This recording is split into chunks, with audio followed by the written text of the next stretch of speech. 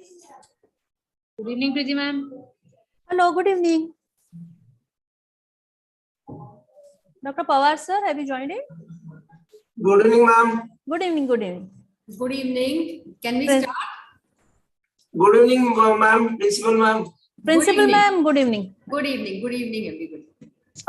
Yes, so I think I'll just take a quick check on the presence of all the dignitaries of our schedule right now, inaugural.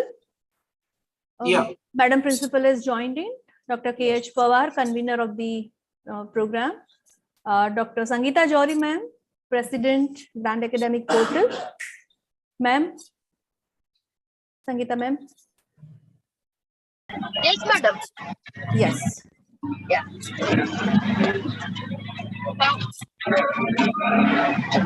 Pardon, ma'am, did you say something?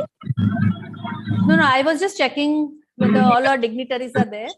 Sorry, I am just traveling. So just give me 5 minutes more. No problem, no problem. Thank you. Dr. Shalini, Professor Shalini ma'am, Vice Principal, Vice President, Grand Academic Portal. Shalini ma'am. Dr. Anita Patel, Secretary, Grand Academic Portal. Have you joined in, ma'am? Yes, ma'am, I am here. Good evening, good evening. Yes, ma'am. Professor Maithili ma'am, Yes, Coordinator of the yes. event. Good evening. Good evening. Good evening. Professor Vaishali, madam. Vaishali ma'am, IQAC Coordinator, MD College. Ma'am, have you joined in? Yes, madam. Thank Good you. evening. Good evening, ma'am. Dr. Professor Kongre, ma'am, Sangeeta, ma'am, have you joined in? Yes, she's there. Yeah. Yes, Sangeeta is there. Yes, Okay. So I think from the dignitaries list, anyone still wait? Are we waiting for anyone, Dr. Pawar, sir? No, I think we should begin. The participants will join in the course of time. Yes, they will join. Let's They will begin. join. Yeah. They will join. Yes, sir. So first of all, a very warm welcome from Grand Academic Portal on behalf of Dr. Gurudatta Jaffi, sir. He'll be joining very soon. So he is the founding trustee of Grand Academic Portal, chairperson right now.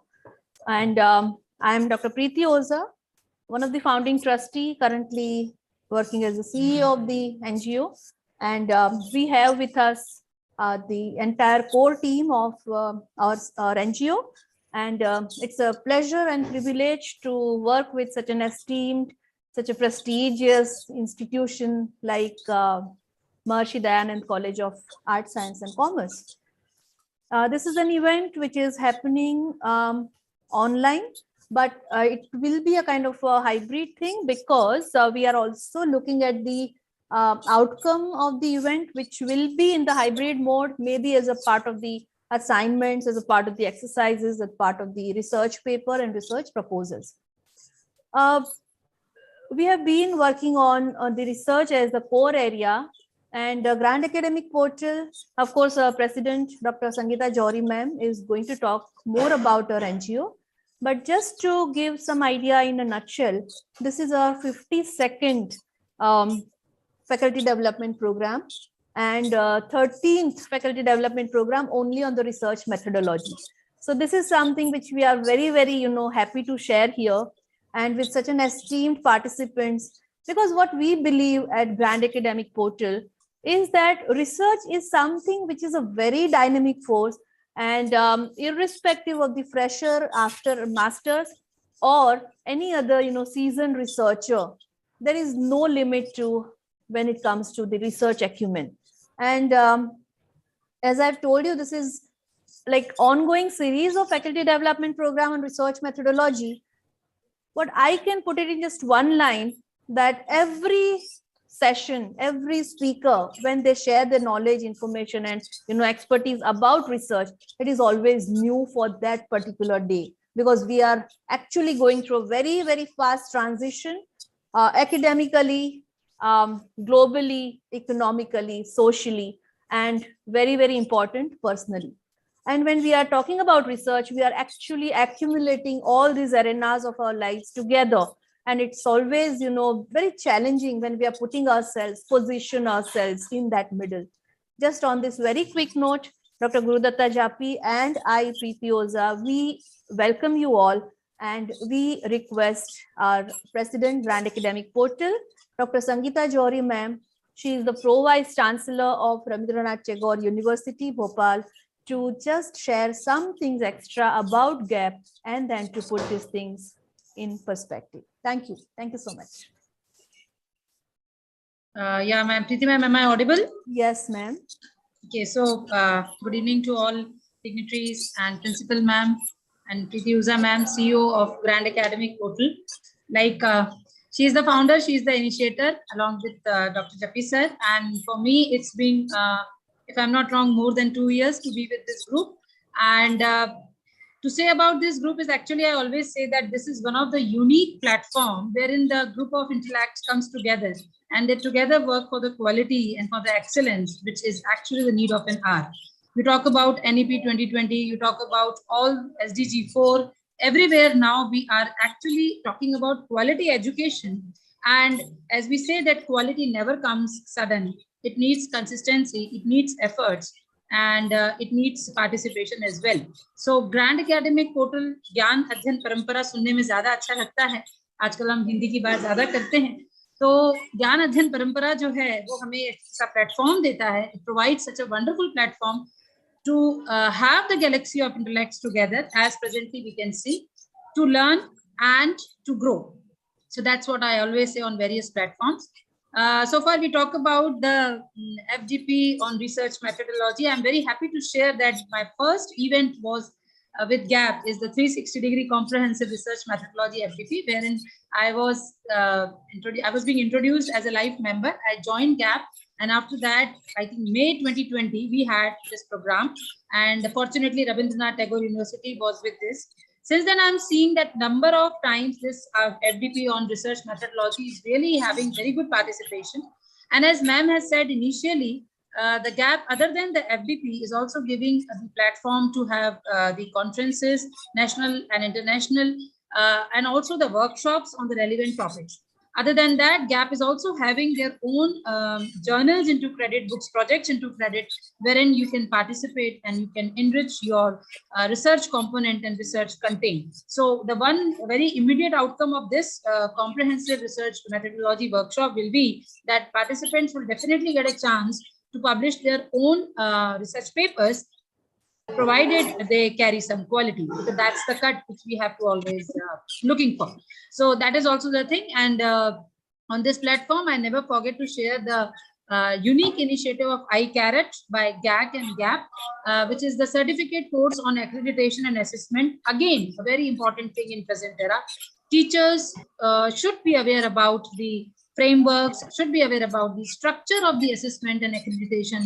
Then only they will be able to handhold their fellow members, finally to have some criteria of some assessment and accreditation. And recently you are seeing that government is very, very much putting emphasis on it, and they are making it mandatory, by the way, to have the accreditation by any means. So this course, unique course, I think it's again on, and you please visit our GAP website to explore it more. Will give you the understanding and will give you the hands-on understanding of all the accredited and assessment procedures. So this is all about the GAP. And as a family member, I always feel privileged to be a part of this. And thank you, Preeti ma'am and Japi sir, to believe in me and to offer me this position of president in such a short span. So I'm really feeling very happy. And anyone can join us and anyone can excel, as if like, I feel like, I actually personally feel like that I have really grown academically in this very short span of 2 years. Thank you, Preeti ma'am. Thank you, Principal ma'am. Looking forward for these 7 fruitful days. And one message I would like to give to the new researchers who have joined us, the research scholars. Please be focused. I'm telling you, you people are really blessed by all these opportunities and facilities, which other senior faculty members must be agree with me that in our time we were struggling for it. And had it been उस समय हमें कुछ ऐसा मिलता तो शायद आज हम और भी research के मामले में strong होते. But however, whatever we are with the help of our teachers and our mentors. But you as a research scholars getting this opportunity, learning the things, and try to implement this as soon as possible, and try to give the quality publications into your credits and into gap credit. Thank you all. Welcome Jayanti ma'am. Jayanti ma'am is here. So thank you Preeti ma'am for giving me this opportunity to address the gathering. Thank you. Thank you, President, Grand Academic Portal, Dr. Sangeeta Johri ma'am. To just begin with the inaugural session now, would like to invite respected Principal, Professor Dr. Panse ma'am, MD College. Ma'am, would like to hear some things from you, please. Thank you, Preeti Madam. Respected Dr. Gurudatta Jappi, who is the founder and chairman of the GAP, Dr. Preeti Oza, founder and CEO of the GAP, President, whom we just heard, Dr. Sangeeta Johri, Vice President, Dr. Shalini Rana, Secretary, Dr. Anita Patel, my colleagues, Dr. Maithili, Dr. Kishan Pawar, Dr. Vaishali Somni, and wish you all a very good evening. Very happy to collaborate with GAP because this has made life, I feel this has made life very easy because it is such a platform where all intellectuals have come together and whatever you want, we can find under one umbrella. So whether it is conducting a national, international conference or whether going through the process of accreditation, so many times during this accreditation process, we have so many doubts. So we cannot approach people in Bangalore, but I'm sure now with GAP, collaboration with GAP, we can easily ask our doubts and get our doubts solved and try to get the highest score. And even today's research conference, which we wanted to have, it was done so quickly, madam. I must really thank you because it was like, I can't imagine. I just met you a week back and everything is arranged and I can see more than 70 participants here today. So thank you very much for collaborating. And dear participants, yes, this research methodology is one of the crucial steps of your research design. I can say it is a blueprint of collection, measurement and analysis of the data. If you do not study or if you do not know the process in which you are going to do, what are you going to do with your data? So you are very lucky that before you start writing your thesis, you're learning how to analyze your data. This methodology workshop is going to show you the path. It is going to help you. It is going to give you the guidelines to make your project very manageable, very smooth and very effective. I hope this entire week, which we are going to have from 12th to 18th, is going to be a very fruitful week, and do interact, solve your difficulties there and then, and wish you all the best. Thank you. Thank you, Madam Principal, for such a kind word and for believing in us on the very first day. It's a big honor for Grand Academic Portal, ma'am. We wanted to have our Vice President, Dr. Shalini Rana, ma'am, but again, as we all know that IQAC coordinator's job is now 24/7, so she'll be joining very quickly. I would like to invite Dr. Vaishali Somani, ma'am, IQAC coordinator, MD College, to share her views in this inaugural session. Dr. Vaishali, ma'am.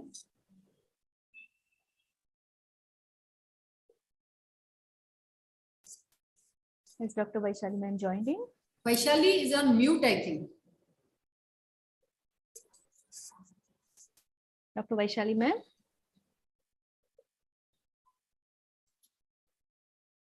I see some network issue there. She'll join, she'll join.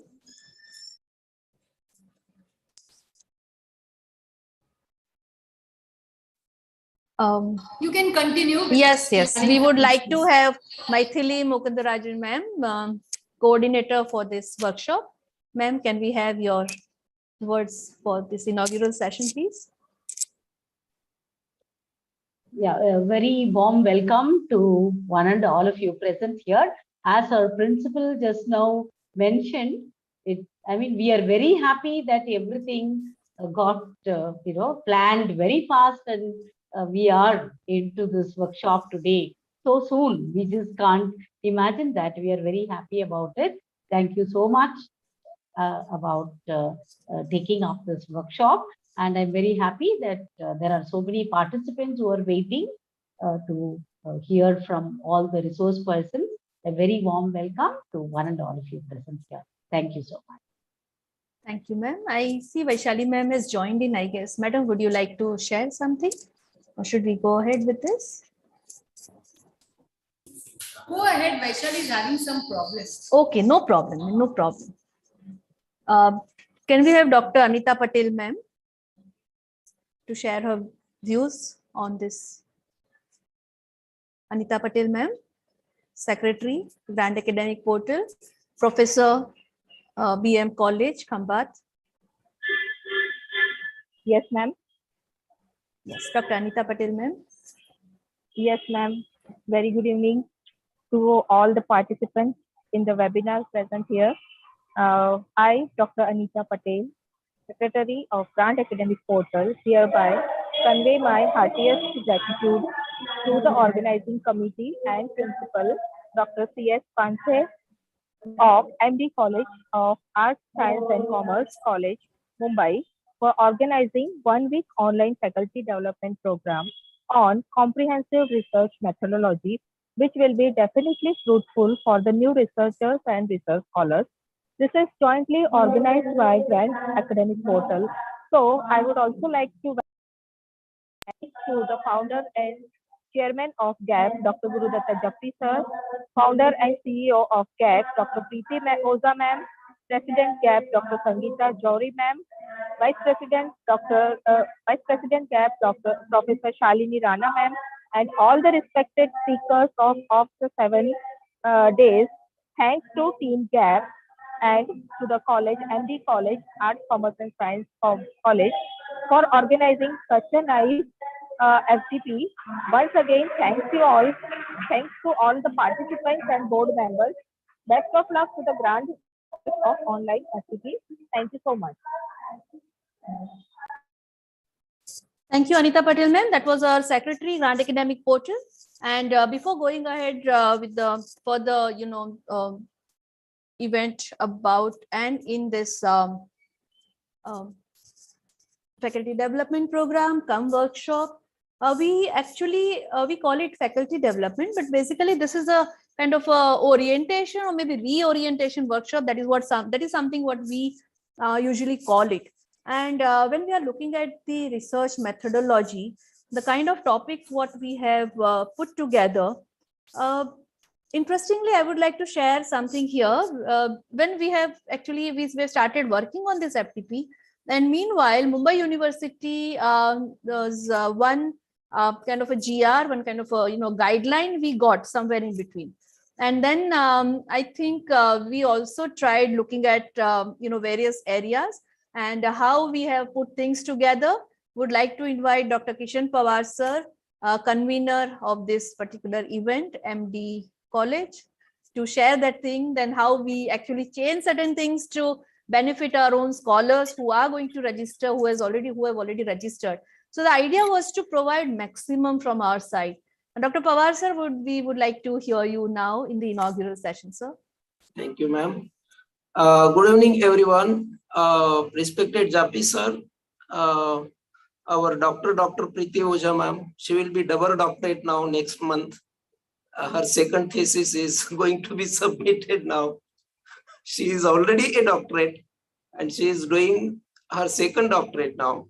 And respected Sangeeta Jory ma'am, respected our principal, Dr. Chaya Panse ma'am, our IQAC coordinator, Dr. Our IQAC coordinator, I'm sorry. Vaishali ma'am has joined in, I guess. Oh my God. And our head of department, arts faculty, Maithili ma'am, my colleague Sangeeta, my respected friends, researchers, and all those who are doing this with a hope that they are going to apply for the research, maybe next academic year or this academic year. I know there are many students who are willing to do their research in a short future. So I welcome all of you from the bottom of my heart. And this actually came from the suggestion of our very beloved principal, Dr. Chaya Panse ma'am.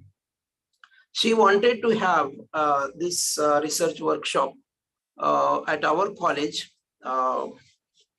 something for the researchers, something for the willing researchers.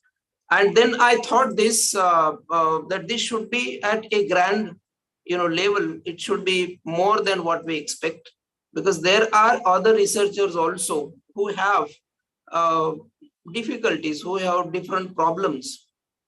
Because I don't know why this happens, but I have seen this with many researchers, that they consistently have doubts about how to go with research, where exactly to begin, and what exactly are we supposed to do when we are going to write a thesis. So this is here, and I discussed this with Dr. Preeti madam, and she, being a family friend and being a very good friend of my wife too, even my wife is a professor of English literature. So these two women and other women, Dr. Chaya Panse madam, these three women actually, gave us this today, and this idea became India-wide now. There are participants from Uttaranchal, there are participants from Bihar, and see the magic is happening today. There are more than 100 participants, and this is going to be such a very good event that all of you are going to get benefit out of it. Today only I met one of my researcher friends who is doing research with me. I told him to approach this workshop with a blank mind. Keep the slate of your mind blank. Do not write anything. Whatever you have heard, just forget it. Approach it like a child, as if you are learning research for the first time. Learn it, listen it carefully, write it down, and just follow blindly whatever they are saying you to do. Just do it, don't think. And see, at the end of this research workshop, you will be like a loaded gun, ready to do research on any topic.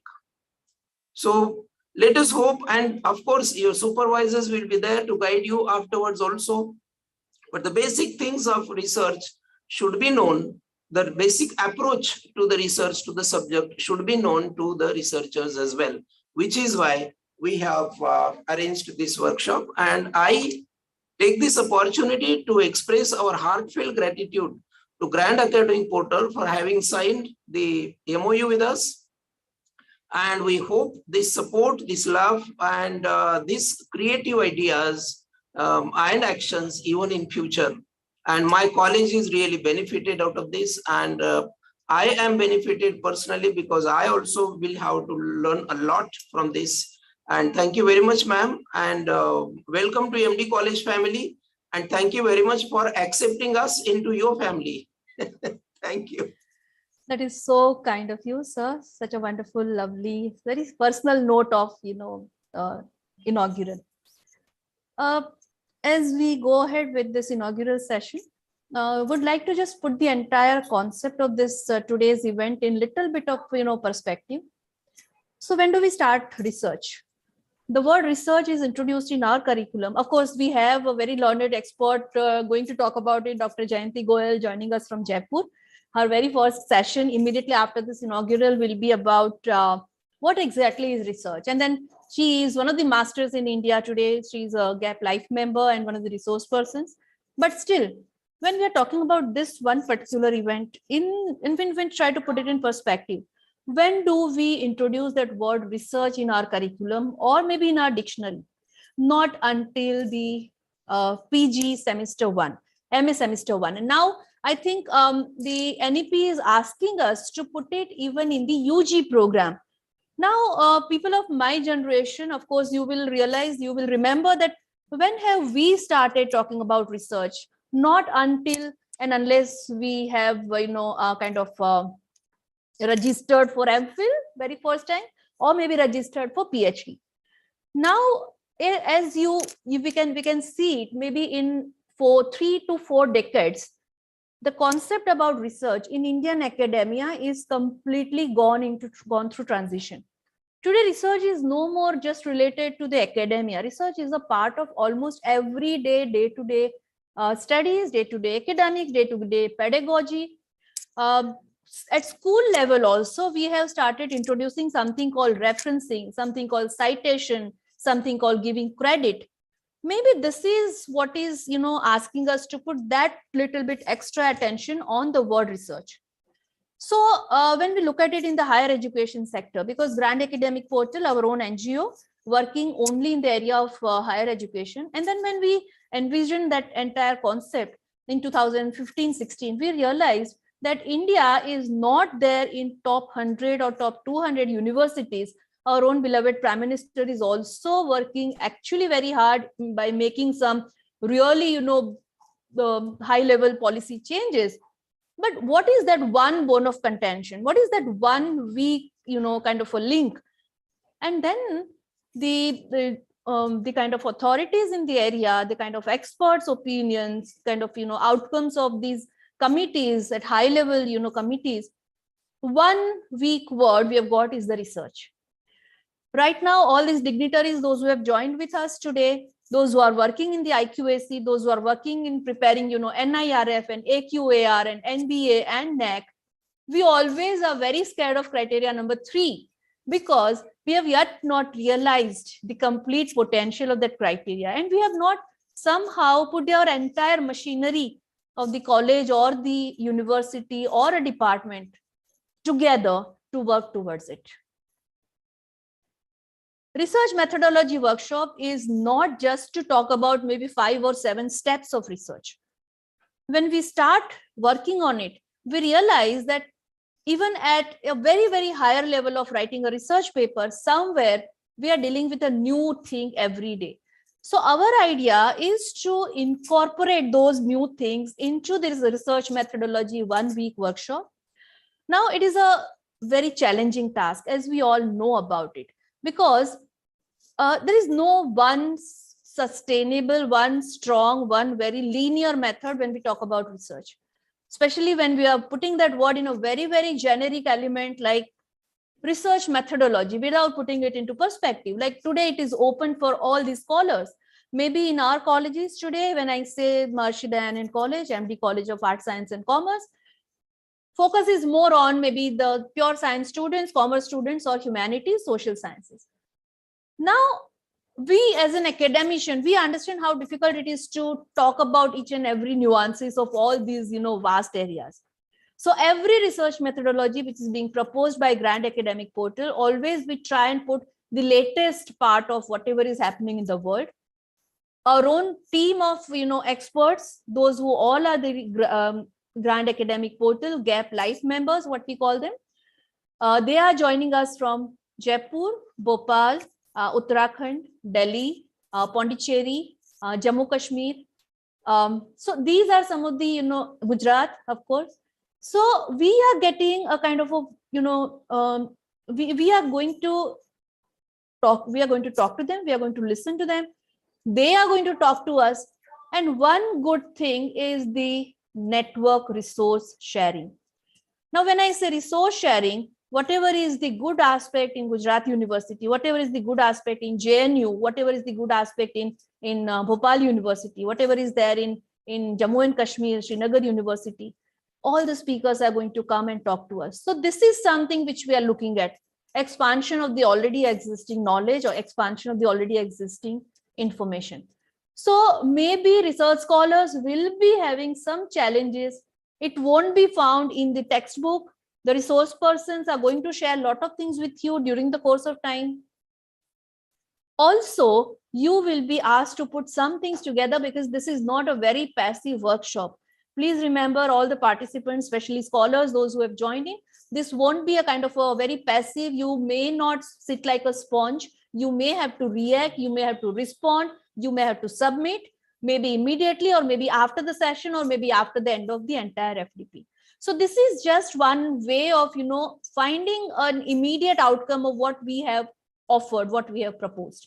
So with this little bit note, again, I would like to, thank respected Principal Ma'am for giving us this opportunity to put our things together, and the entire organizing team, entire GAP core team. Thank you so very much, and looking forward to a very mutually benefiting, academically challenging experience together for next 7 days. Thank you so very much. May I now request the moderator of the next session to please take it over. Thank you, Preeti Madam. Thank you so much. So with your permission, Madam Principal, can we just continue with this? So if you can please announce the winding up of the inaugural and opening of the workshop, ma'am. Yes, sure. Thank you. So let the academic session go on. We will leave. Yes, ma'am. Thank you so much. So our first moderator, I think our first speaker for session, Dr. Jayanti Goyal, joining us from Jaipur, and who is going to introduce Pawar sir? Srinath will introduce. Yeah. Good evening. Srinath sir, yes sir. Greetings of the day to each and every one of you present here. I am extremely overwhelmed to get this opportunity to introduce the resource person for the day, Dr. Jayanti Goyal. Dr. Jayanti Goyal is the head of department, associate professor, and coordinator of Faculty of Material Sciences in Kanoria Girls MD College, Jaipur, Rajasthan. She has also worked as a trainer in the field of information technology and has trained a host of officials, right from banks to various government organizations and also the private sector. Dr. Goyal also holds an additional charge as the hostel warden in Kanoria Girls Hostel, Jaipur. She is also working as the treasurer of the Computer Society of India, Jaipur, the Jaipur chapter. Dr. Goyal is also the member of Board of Studies of Computer Science, University of Rajasthan. She is a life member of the Computer Society of India, GAP, and Cybercrime Awareness Society. She is also a member of Rajasthan University's Women's Association, and she is an academic counselor at Indira Gandhi National Open University and Vardhaman Mahavir Open University. Talking about her academic publications, Dr. Goyal has published 10 research papers and 8 books, and she's presented 22 papers. Ma'am is also a part of many advisory and editorial boards and a reviewer of journals. Last but not the least, Dr. Goyal has received the Global Outreach Education Award for Excellence in Outstanding Research by the Redino Society. She has also received a Global Teacher Award and an award for being an education icon. The topic for today's session is Introduction to Research, Objectives and Function. And I'm sure all of us are eager to get enlightened by Dr. Goyal. With this, ma'am, I hand over the platform to you. Thank you so much.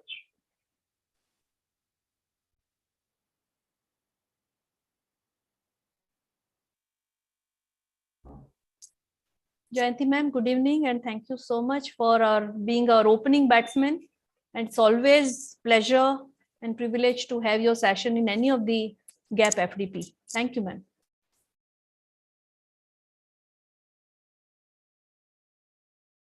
I think you're on mute.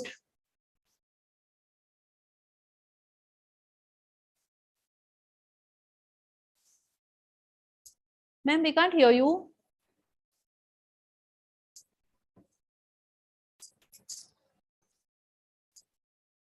Jayanti ma'am, we can't hear you.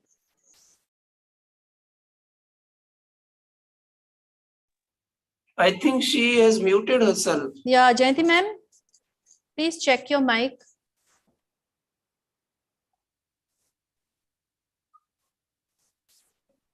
No, ma'am.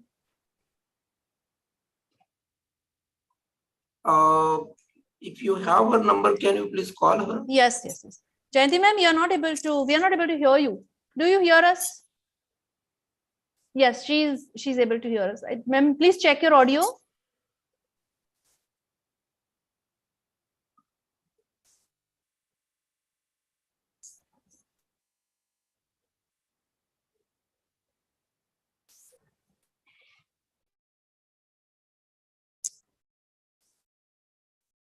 No, ma'am.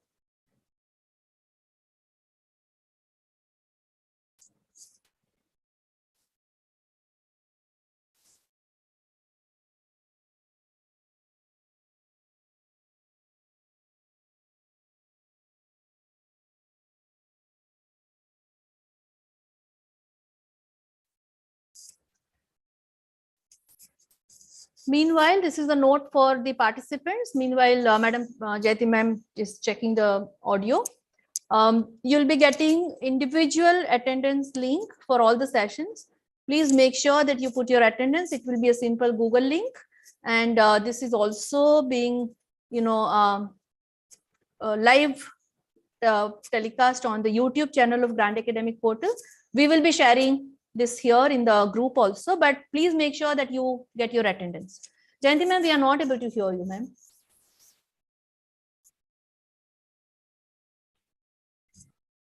Would you like to leave and join back? I think she is speaking, but her voice is not coming clear. I think she can. Going, some buzzing is. Ma'am, please leave and join back quickly. Yeah, that would be better. Jayati ma'am, leave meeting and join back quickly. We still have time, luckily.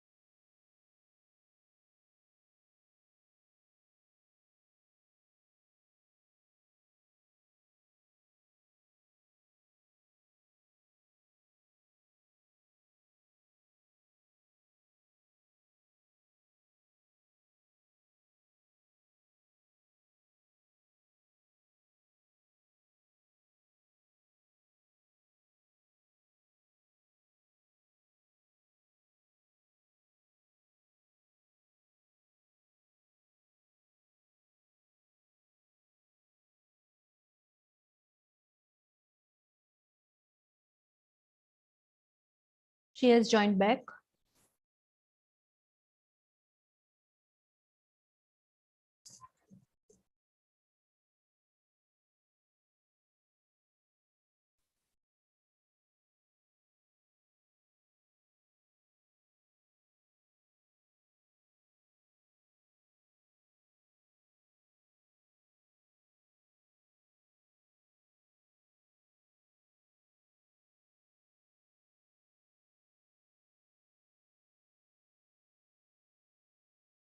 No, ma'am. No. Maybe there is problem with your device.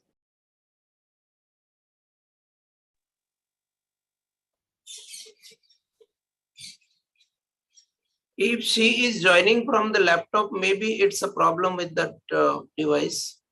Maybe she can join without headset. Yeah, ma'am. Try without headset. Use computer audio. Yeah, that also Without will the help. earphone, she can remove the. Madam, try removing the earphone and talk. You may be able to.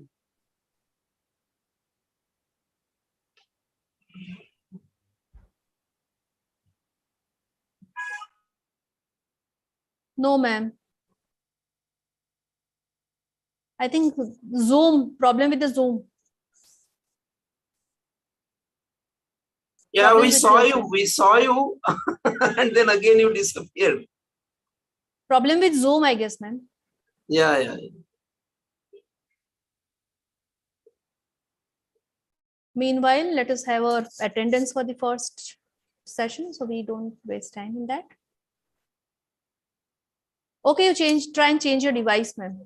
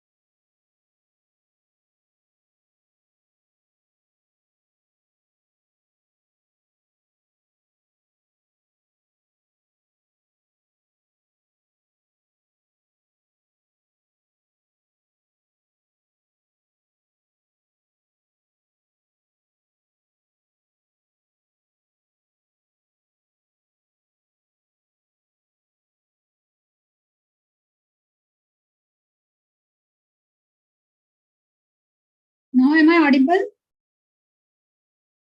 Yes, yes, ma'am. Okay.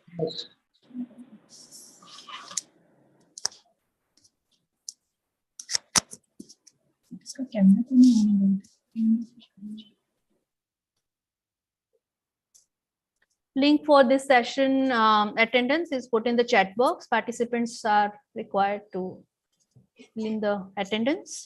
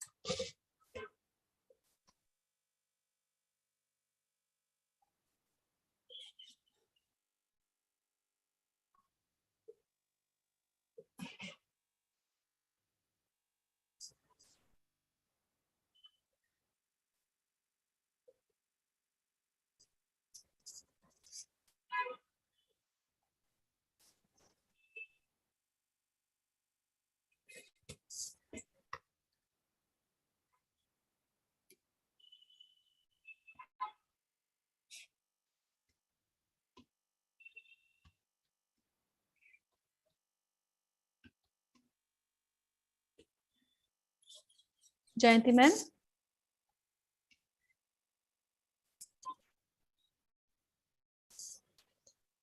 Jayanti ma'am, do you hear us? Yes, I'm changing my device actually.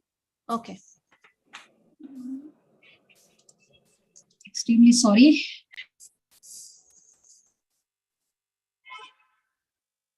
Luckily, we have time.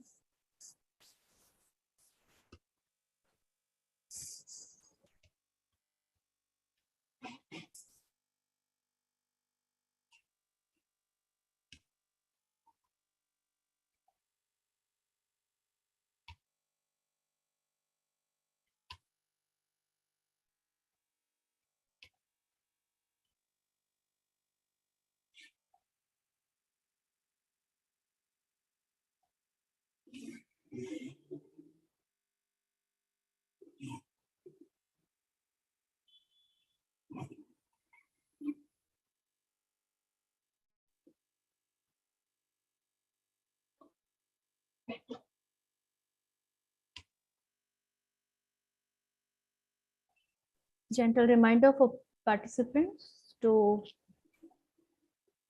fill in the attendance form. It's a Google link. Participants, please, by the time you can register your attendance, there's a Google form that we have shared with you. It is there in the chat box, sir. Yeah.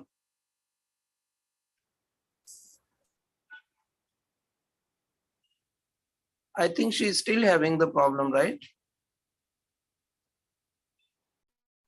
Ma'am has changed the device. Now she'll be starting soon.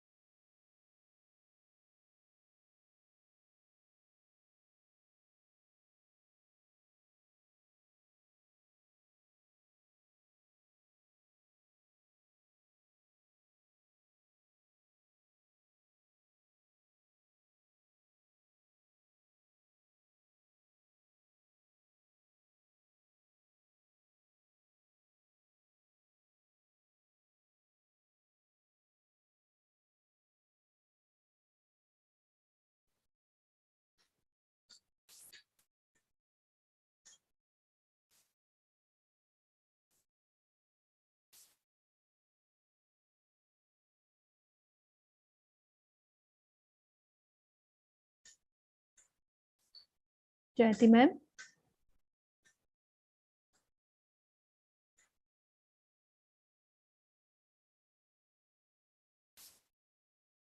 Jayanti ma'am, do you hear us?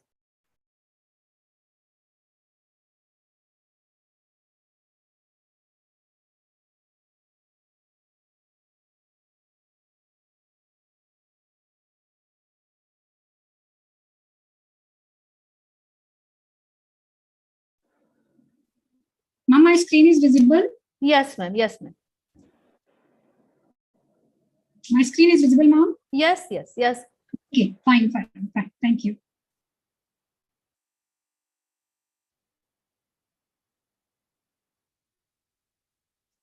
So I extremely sorry from the organizers. So Namaskar everyone. I'm Dr. Jayanti Goyal. I'll be taking you through the workshop topic of introduction of research. This is an online FDP program organized by Maharishi Dayanand College of Arts, Science and Commerce, Mumbai, and Grand Academic Portal. And my research topic, this FDP topic is Introduction to Research, Objectives and Function. I hope my screen is visible, Preeti ma'am. Yes, ma'am. We can see you also in the screen also. Oh, because I'm logging with the two devices, and please let me know if there is any glitch. Thank you so much. Thank you. So this FDP, I suppose, primarily important for two types of students. One is the PhD students who are trying to make a topic, who are looking for a topic, or who are looking for the research gap. And number two, it will also be important for students who have just joined PhD, because they have done their coursework on this will be like a repetition of the coursework also. Number three, any faculty, be it any domain, be it the government university, be it from the sciences background like physics, chemistry, or the arts background like political science or sociology, from the commerce background. So like marketing and human resource, economics, etc. Any background, any faculty that you are, it is very crucial for you to know what are the phases of your research, goes through starting to end. So research is in everyday lives. We will encounter research in our daily lives, like the result of research on many topics are presented to us in the form of newspaper articles, if you have read about it, books, reports, and television programs also. Through the web series also are making through the lot of research, after making a lot of research. So, for example, crime level figures are presented to us by television news reports, and some topics such as diet and health are very popular with magazines as well as television programs. So thus through various media, we have become familiar to seeing, reading and hearing about research. And although we may not be aware of it, we are used to making our judgments and about research findings. If we take the example of diet and health, many of us have taken into consideration information that has been presented on healthy eating and have made our own choices consideration information that has been presented on healthy healthy eating, and have made our own choices about diet within the context of our own lives. So we assess the information with which we are presented, form an opinion as to validity and relevance of the research, and come to our own conclusions based on considerations like what we understand is a question or problem to be answered, how the findings are presented, why the research was conducted, what we know about who conducted the research, and what other people think about the information, how the research findings related to us. All these we may choose to ignore the information, or we may decide we don't understand that what the findings mean. We may disagree, or we may agree with the findings, and either adjust our eating habits and decide that the cost of adjustment are too high related to the benefits. So for some, because their life circumstances, such as those suffering from a food shortage, the information may be little immediate value. But in other words, you may not, suffering from it. You may not, be aware of it, but you already have some understanding of the research process. So the role of research concept, and research evaluation are very, very important in our daily lives also. When you go through daily routines, you can do research in every aspect of life, like when you are thinking about to buy a vehicle. You do lot of research are there. When you are looking for a job, there is also a lot of research. When you are choosing a college or career, there is a lot of research. So research is our daily lives, part of our daily lives. So where do this research idea come from? These ideas basically, research ideas come from various, areas, like any idea of research problem or topic can arise from a range of sources, like it may be a personal, it may be a professional experience, or a theory, or the media, the research studies can have. So personal or professional experience may lead us to identify a problem for which we would like a solution. Alternatively, we may encounter a question that we would like to try and answer. For example, on a personal level, you may prefer the taste of organically produced vegetables, and thus wonder if people in general prefer the taste of organically produced vegetables to those produced non-organically. So in this case, the research topic is a study into taste preferences, and the question, do people in general prefer the taste of the organically produced vegetables? So to those produced non-organically. Alternatively, for example, as a professional nature, as a person, say for example, if you may want to encourage the establishment and spread of a particular plant species because it is a food source for a particular species. So the research problem may be, how do I encourage the spread of the plant species of their interest? So this is, research idea comes from personal or professional experiences. Similarly, research idea come from various theories, like theories are ideas about how things relate to each other. Theories may be general, commonly held beliefs, or you can say more technical ideas. For example, that global warming is very, very common nowadays. So global warming is causing a change to the timing of the seasonal responses of the flowering species, for example. So there is a theory. There are many ways of expressing theories. Some are very formal, others are very informal. So here are some examples more about theories, like one statement like, in general, men are disposed as a rule on an average to increase their consumption as their income increases, but not as much as the increase in their income. This is a theory. The idea that distance learners have different needs that on-campus students is a theory. There may be another theory. The assumption that every species has a fundamental niche is a theory. So theories may be useful in suggesting interesting questions and generally guiding field work, but should not restrict us from exploring alternative explanations. The end result of the research process ultimately is the knowledge. So there are the different theories through which you can take idea for the research. Similarly, by the different media sources, there are the various literatures, various books and journals, articles are there.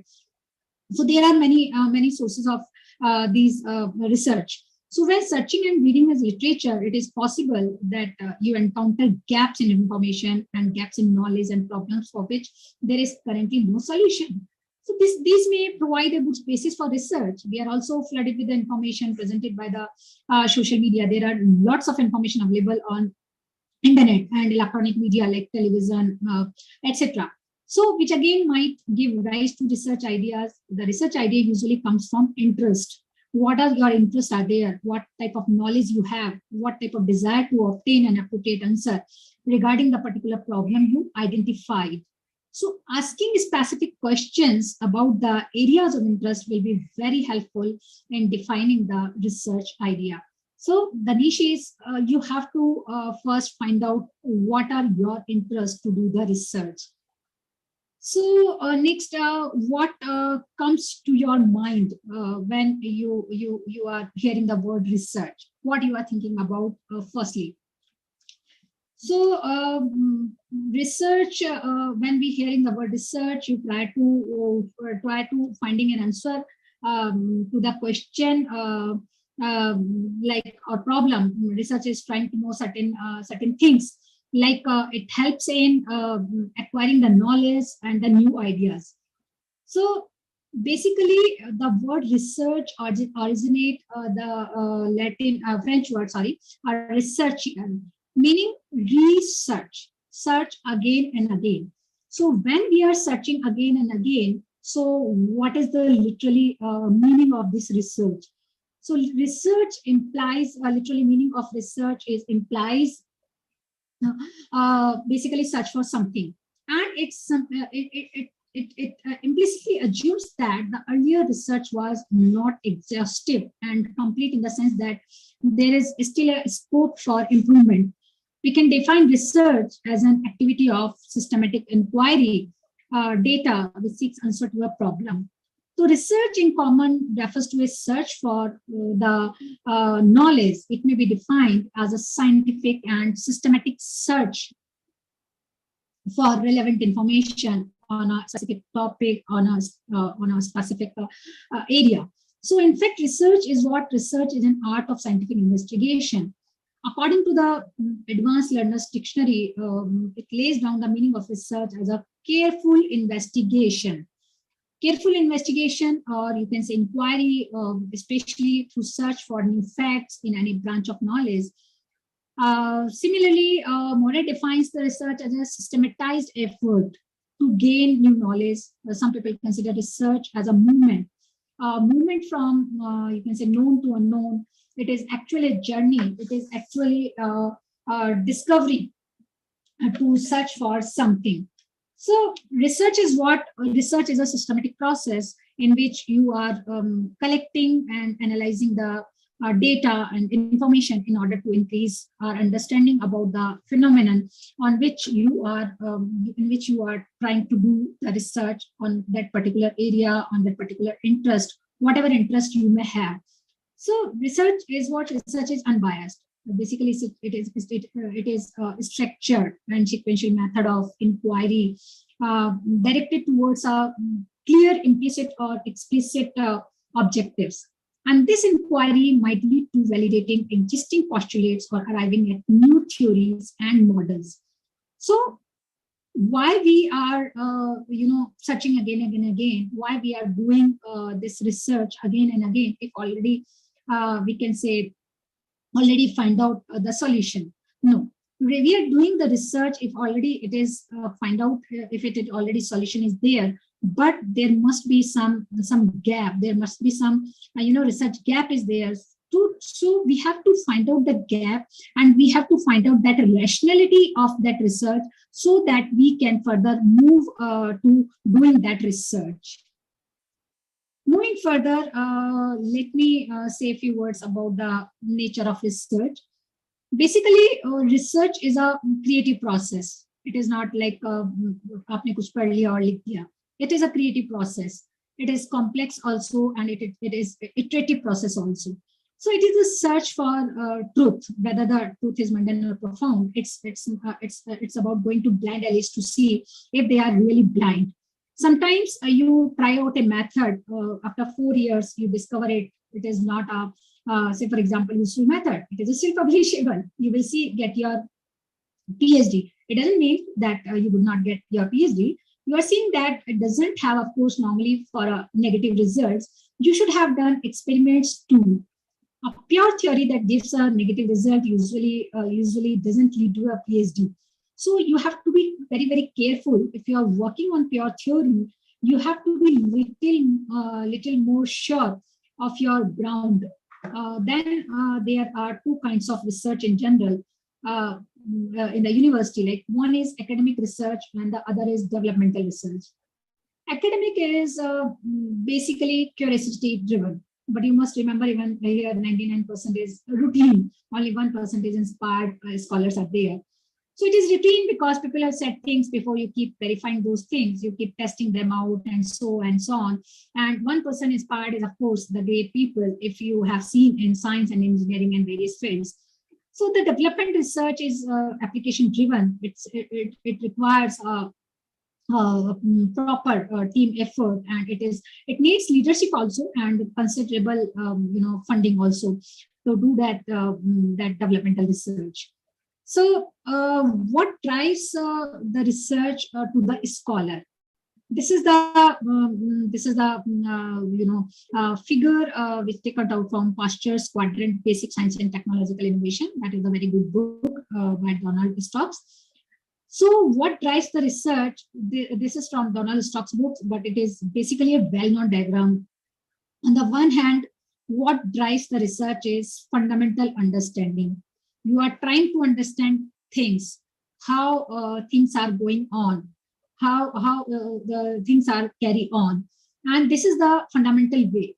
The other is the consideration of use. So you divide the area space into 4 quadrants, and there is a quadrant to be avoided. So the pure basic research quadrant is called the Bohr quadrant, and use inspired basic research is called the Pasteurer quadrant, which is red mark, and pure applied research is called the Edison quadrant. If you heard about the Thomas Edison, who discovered the bulb. So incidentally, this is a famous quotation of Edison about that. They asked him to the Thomas Edison that I believe in the light bulb. Only trials. So they asked him how they went and said, "You failed 9,999 times." He said, "No, I didn't fail. I found out how not to make a bulb in 9,999 times ways." So that's also a contribution to research. So there are, what you have to do, this is a quadrant which should be avoided, and you have to concentrate on what type of research you are interested. You are interested in basic research, you are doing the applied research, or you are the user-inspired basic research. This is of course on your interest and relevance of the immediate application also. So before you trying out the finding of the particular topic or interest, you have to make sure about these 4 quadrants of this Donald Stokes book. So who drives the research? Basically, it is about research in how the university should pursue it. And the idea is the following: primarily, you have the basic research, which takes existing understanding to an improved understanding. Then you have existing technology, which goes to improve technology. So we have industry-driven science and research technologies are there. The reason I put this in, because I think we should realize increasingly that what is happening is we are not able to control the applications of science and technology. So you have some results that come out, turns out that you have made an improvement to understanding. So you have made an improvement to technology, but there is a side effect also of the technology. Typically, for example, it may be an environmental side effect of the technology.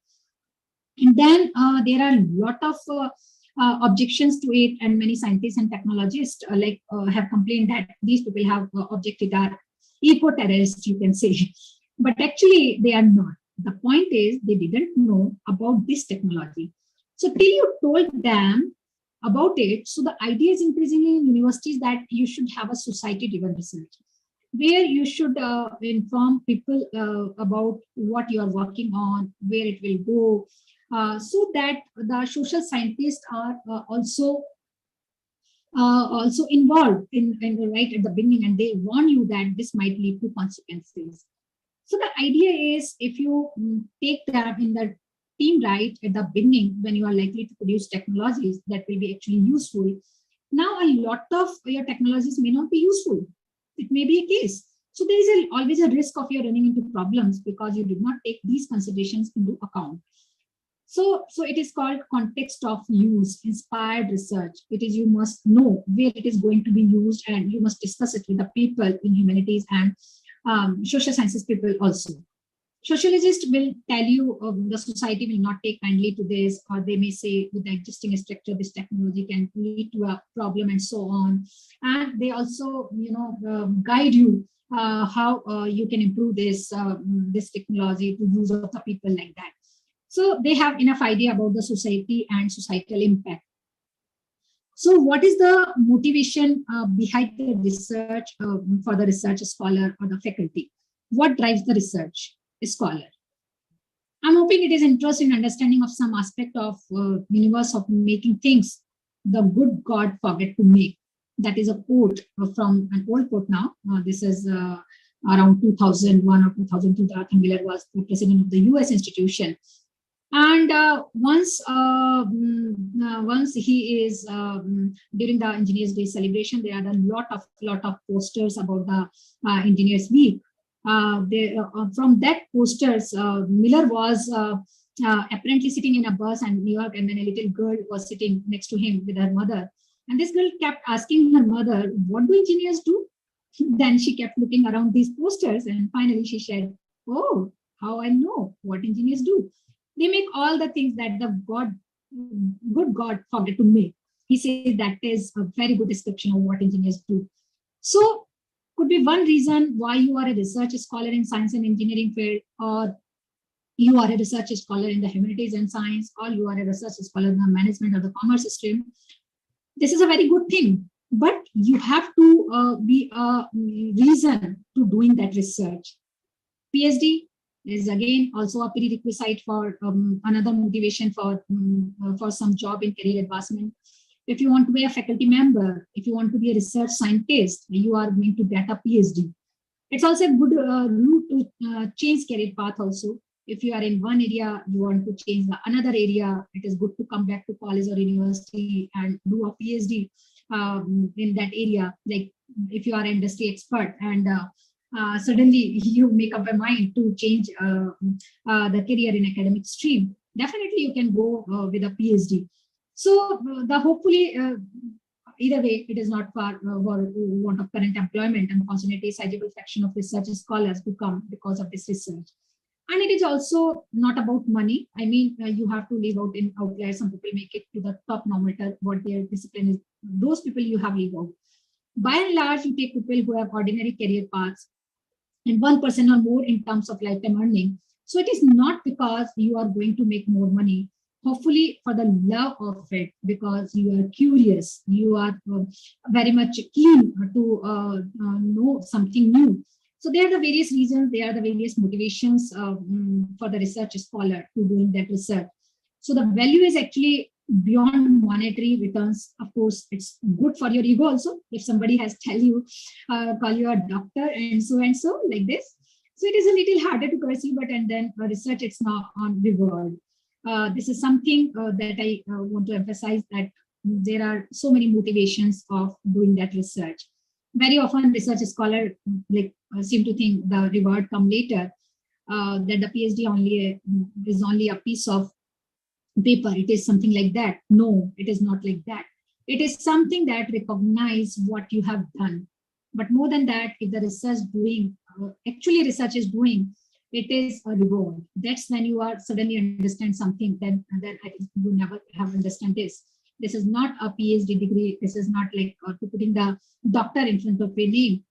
More than that, it is a reward because you are living with that research time, or you can say research time frame when you are doing that research. So, however, this is not an exhaustive list of factors to motivating the people or the research scholars to undertake research studies. Many more factors like directives of government, employment conditions are there, curiosity about the new things. You may have a desire to understand casual relationships, social thinking, and awakening, and the like may as well motivate or at times compel people to perform research operations. So there are the various reasons, there are the various motivations behind to do that research, to get respectability, service of society, and creative work, etc., etc. So what are the objectives or you can say purposes of research? Basically, the principal objective or purpose of research in any field of inquiry is to add to what is known about the phenomenon under the investigation through the application of scientific methods. So the purpose of research is to discover answer to questions through the application of scientific procedures, scientific methods. The main aim of research is basically to find out the truth which is hidden and which has not been discovered as yet. So though each research study has its own specific purpose, but we may think of research objectives as falling into a number of broader areas. These broader areas may be exploration, description, casual explanation, and prediction.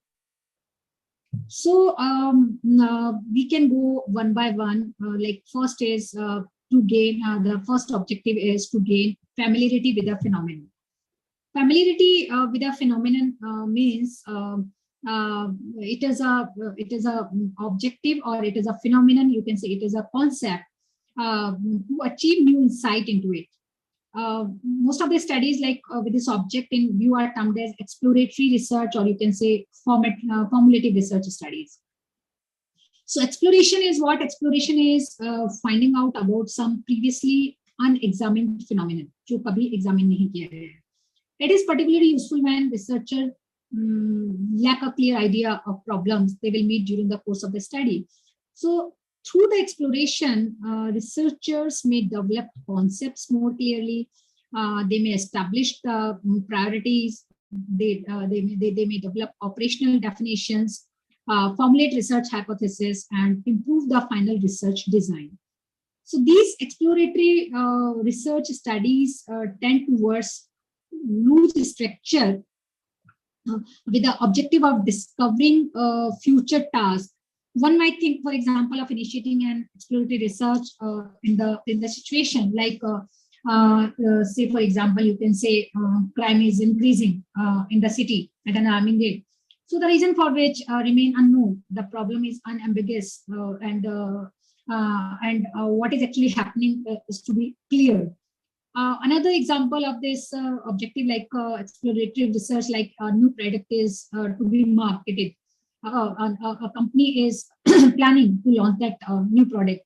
So the manufacturer remains in worry if the product will be accepted by the people or not. So that is the exploration of the research, explorative objective of research. Another is descriptive objective, like it is like to portray accurately the characteristics of a particular individual situation or a group studies with this object, which is in view are known as descriptive research studies. So description refers to the data used information gathering activities, and the situation and events which are described through studies are referred to as descriptive studies. So descriptive studies is what we can say is try to discover various things, like it may be in the form of information gathering. It may be in the form of finding the answers to the questions like who, what, when, where, and sometimes how. So a descriptive study may be feasible in cases like say, for example, in the exploratory, we are talking about like crime is increasing in the city. So in the descriptive section, you can say what are the characteristics of the people who are involved in the city crime. Are they young people? Are they old people? Are they middle-aged people? Are they poor person, like that? Similarly, in the second example which I gave you in the exploratory research, like for example, if a manufacturer want to launch a new product in the market, so what will be the descriptive objective is, who are the potential buyers of the new product? Men or women are there? Urban or rural people are there? In men and women, what are the age group of the people who are interested to buy that product? So this is the basically description. That is, you can say, information gathering activities. So that is the descriptive objective. Another objective is to determine the frequency with which something occurs, or with which it is associated with something else. Like studies with this objective view are known as diagnostic research studies, you can say.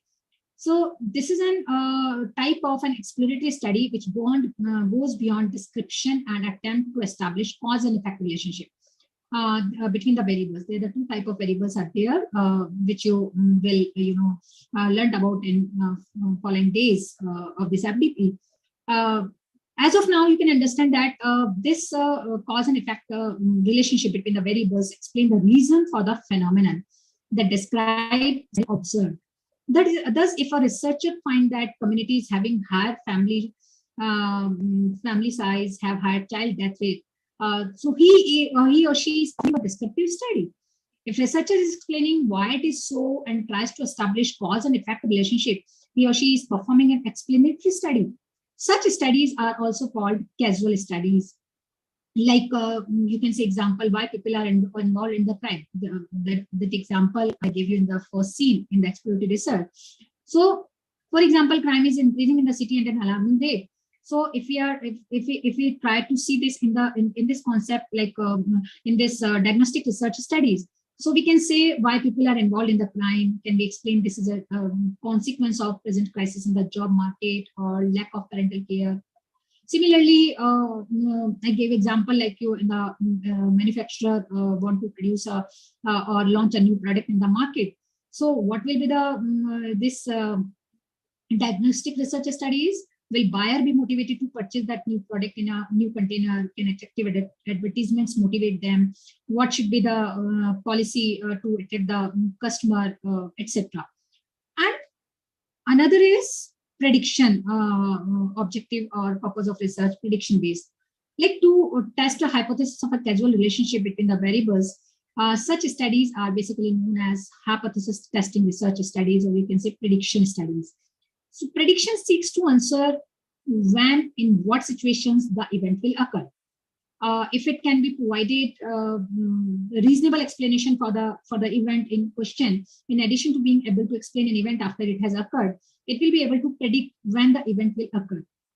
So research objective of a given research study may fall in various broad categories in this exploratory, descriptive, causal explanation, and prediction. But other than that, there are the broad ideas, or you can say broad objective ideas for this research, maybe like at times to gain familiarity with a phenomenon or to achieve new insight into it.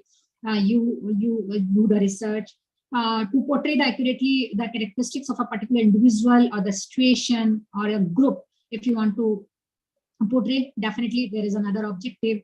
To determine the frequency, as I told you, how many times, say for example, if we are talking about a research of the malnutrition between the children age group, like newborn babies to 10 years or 5 years, up to 5 years or 10 years. So in a year, how much time this occurring of disease is happening. So this is to determine the frequency with which something occurs or with which it is associated. Similarly, to test causal relationship between two or more than two facts or situations, like Russia and Ukraine war is the two situations. So we have to test the causal relationship between these two to know and understand a phenomenon with a view of formulating the problem precisely or more accurately, and to describe accurately a given phenomenon and to test hypotheses about relationship among its different dimensions. So the research has various objectives, and to fulfill those objectives, we have to follow our path according to decided objective. So we try to perform. The research scholar should be try to provide the solutions to the complex problem. He or she should make new discoveries, to develop new products, to improve our lives as well, and to human desires. So these are some objectives broadly, categorized. You can say research objectives are there through which you can go and you can decide in what criteria your research is going on. Another topic is next, characteristics of research. Basically, research has so many characteristics are there, but I'm explaining few of them. So when you are doing a research, research scholars should be keep in mind these few things. So research basically is a process through which we attempt to achieve systematically and with the support of data, the answer to a question, the resolution of a problem, or a greater understanding of a phenomenon. This process includes when the research, we are doing the research, research should be rigorous. Rigorous in the sense it is a continuous process. It requires lots of hard work. It's not like that it is 1 day or 1 night or 1 month or 1 week process. It is a continuous process, and as a rigorous process, it requires a lot of hard work for the research scholars. So research should be rigorous because it helps to follow the procedures to find out the answers related to the questions which are relevant and appropriate in nature. So the research information consists of you can say 2 types of sciences, such as physical and social sciences. These 2 sciences are also very from each other. Another is research should be systematic. We will discuss later on how it should be systematic. I will explain you that research is a systematic approach. So research should be systematic because if a researcher wants to do a perfect research, design or process when it will have to evaluate or obtain the necessary information from the market, it is in a systematic manner. It takes various steps to do a perfect or systematic research process, and all the steps and procedures are interlinked to each other. I will explain you in my later on slides. Research should be valid also, of course. It means the information which is collected by the researcher can be correct and verifiable by yourself. That is, कोई और नहीं है जो आपका जो data है, आपका जो एनालिसिस है उसको वैलिडेट करेगा.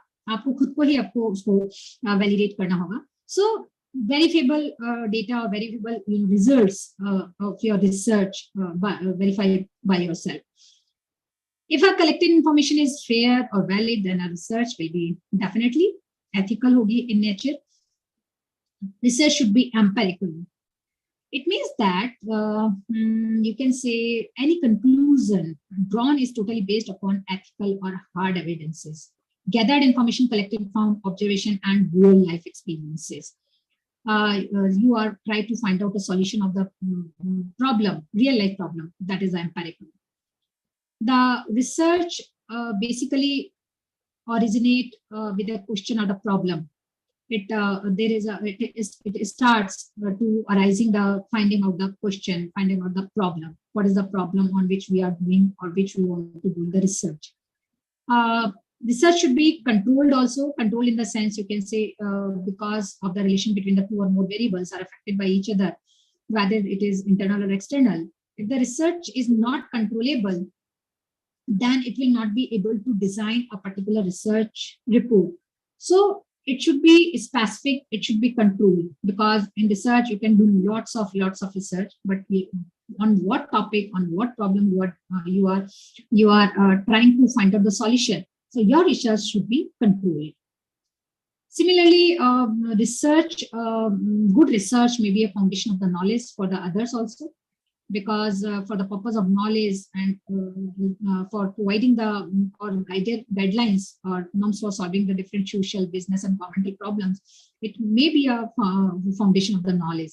It is a variety of formal training which enables to understand the new development in one's field in an efficient way. So your research should be like a foundation of knowledge for the other people also. Similarly, another is research usually divides the principal problem into more manageable, sub-problems. You can divide the research into one problem into small problems, so that you can divide your task. You can divide your research into smaller problems, and then you can find out the confined, you can say, solution to that problem. Similarly, research is guided by the specific research problem or the question or a hypothesis, because you alone cannot research all of these things. You have to find out only one topic, one problem, and you have to do the research to find out that solution. Research is accept certain critical assumptions also. When you are doing the research, there are some critical assumptions also, so you have to accept that. And research requires the collection and interpretation of data in attempting to resolve the problem that initiated the research. Your data should be like that. Whatever the data you are collecting, whatever the data you are analyzing, after analyzing the data, interpretation should be in an efficient manner, so that result can be concluded with that. So these are the some characteristics of the research you have to keep in mind when you are doing your research. There are the different types of research are there. These research are like applied research, basic research, descriptive research, analytical research, or you can say qualitative research, competitive research, qualitative, quantitative research. So all of the different type of research are there. We are studying this is one by one. What are the different type of research are there? So first is it is beneficial if you can classify the research. Classify the research in the sense you can take the research under a specific category, in which category you are doing the research. So these are the two ways. One is based on its purpose, and another one is based on its methods. So taking purpose as the basis of classification considered like basic research, applied research, and evaluative research. So other methods are different, but we are going to take one by one. Like applied research is what basically applied research, you can say it known as action research, or operation research, or social research, or decision link research, you can say. So this is what we are doing in the research, in the applied research. Applied research basically, you can say, aims to finding the solution for an immediate problem facing a society or an industry or in business or in the organization. Applied research is inspired by the needs of social action and aims at finding the solution of a particular problem from the optimal use of the available resources. Whatever the resources you have to find the optimal solution for that problem. So the problem-solving nature of the applied research means it is conducted to reveal answers to a specific question and action and performance, or you can say policy needs to that problem. So research, applied research is to identify social, economical, and political trend that may affect a particular institution or the copy of the research, to find out whether the certain communications will be read and understood. Or you can say in the marketing research or evaluation research are example of applied research. So thus the central aim of applied research is what is to discover a solution for some pressing practical problems. So example, you can say for applied research in science include you can say if you want to increase the crop production in an agriculture, this is the one aspect of applying research. And another is you can say if you want to treat or cure a specific disease, this is another example of applied research.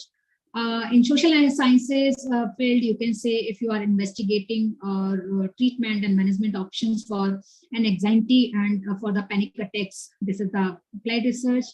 Similarly, if you are investigate factors that improve the workers' productivity in your organization, this is another area in management or social sciences field in which you are trying to apply the research. Another type is fundamental, pure or basic research.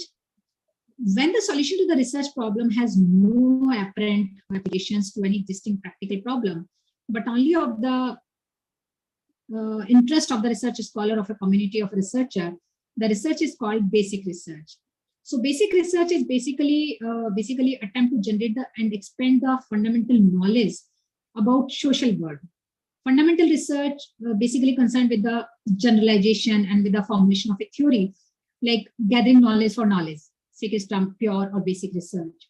So research concerning some you can say studies or concerning some human behavior carried on with a view to make generalization about human behavior are also example of fundamental research. So basic research is what? Basic research which is directed towards finding information that has a broad base of applications and thus adds to the already existing organized body of scientific knowledge. It has no practical value, or you can say it has little direct impact on action or performance or policy decisions. But basic researchers are more detached and academic in their approach and tend to have their own objectives. Like social science, for example, a social researcher in a developed country, say for example, investigating if there is any relation. Am I audible? Yes, you are, ma'am. Yes, you are. Dr. Tahira, please mute yourself. Jayanti ma'am, please continue. Okay.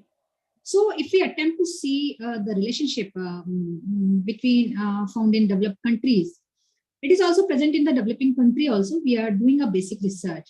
So this is the pure basic research is experimental and theoretical work undertaken to acquire new knowledge without looking for long-term benefits other than the advancement of knowledge. So this is the basic research which provide the base of knowledge necessary for the solution of recognized, you can say, practical problems. For example, in the science area, a research to determine the chemical composition of organic molecules.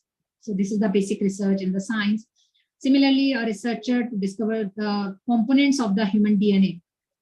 This is another example of research, basic research. In the social science, you can say to check the stress level, make individuals more aggressive.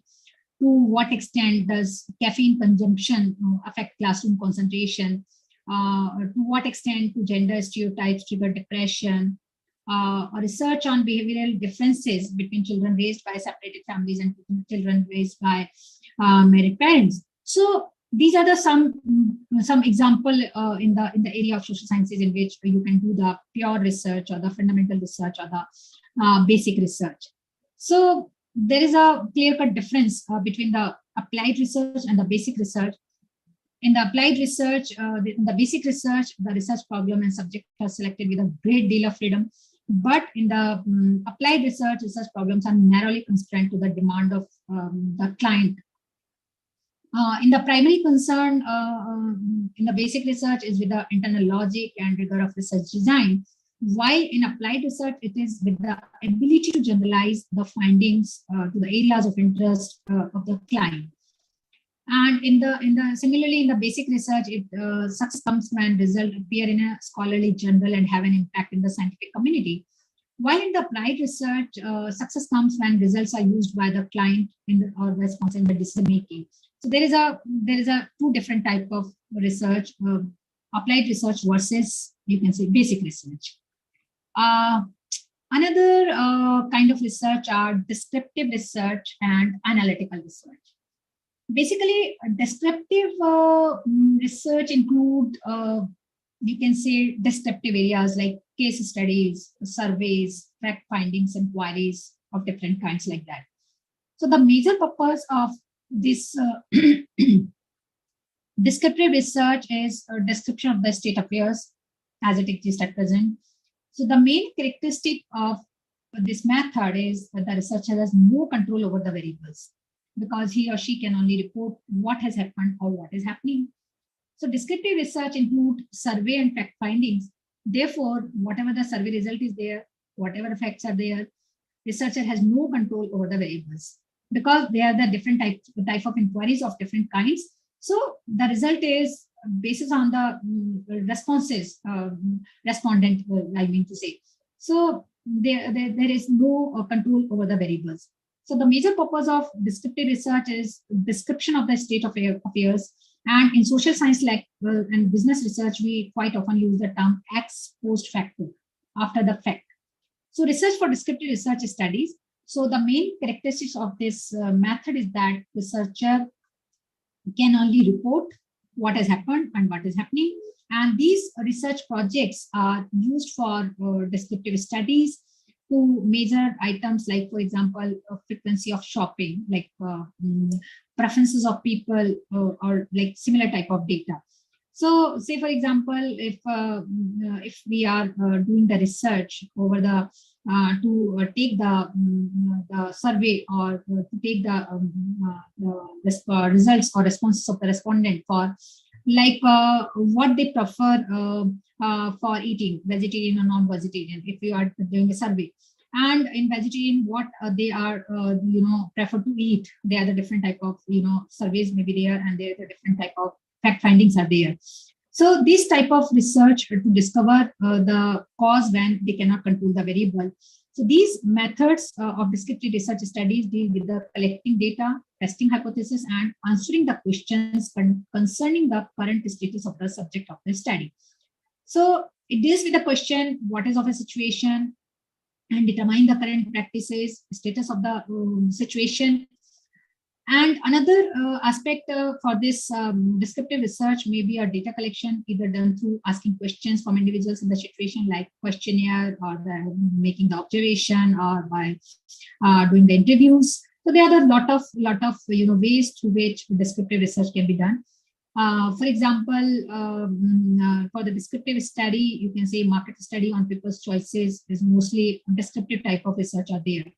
Like, say, for example, you can see how many disabled people face social isolation, what is the unemployment rate for disabled people. All these type of research are descriptive research. Another is analytical research. Analytical research, the researcher has to use facts or information which is already available and analyze these to make a critical evaluation of the material.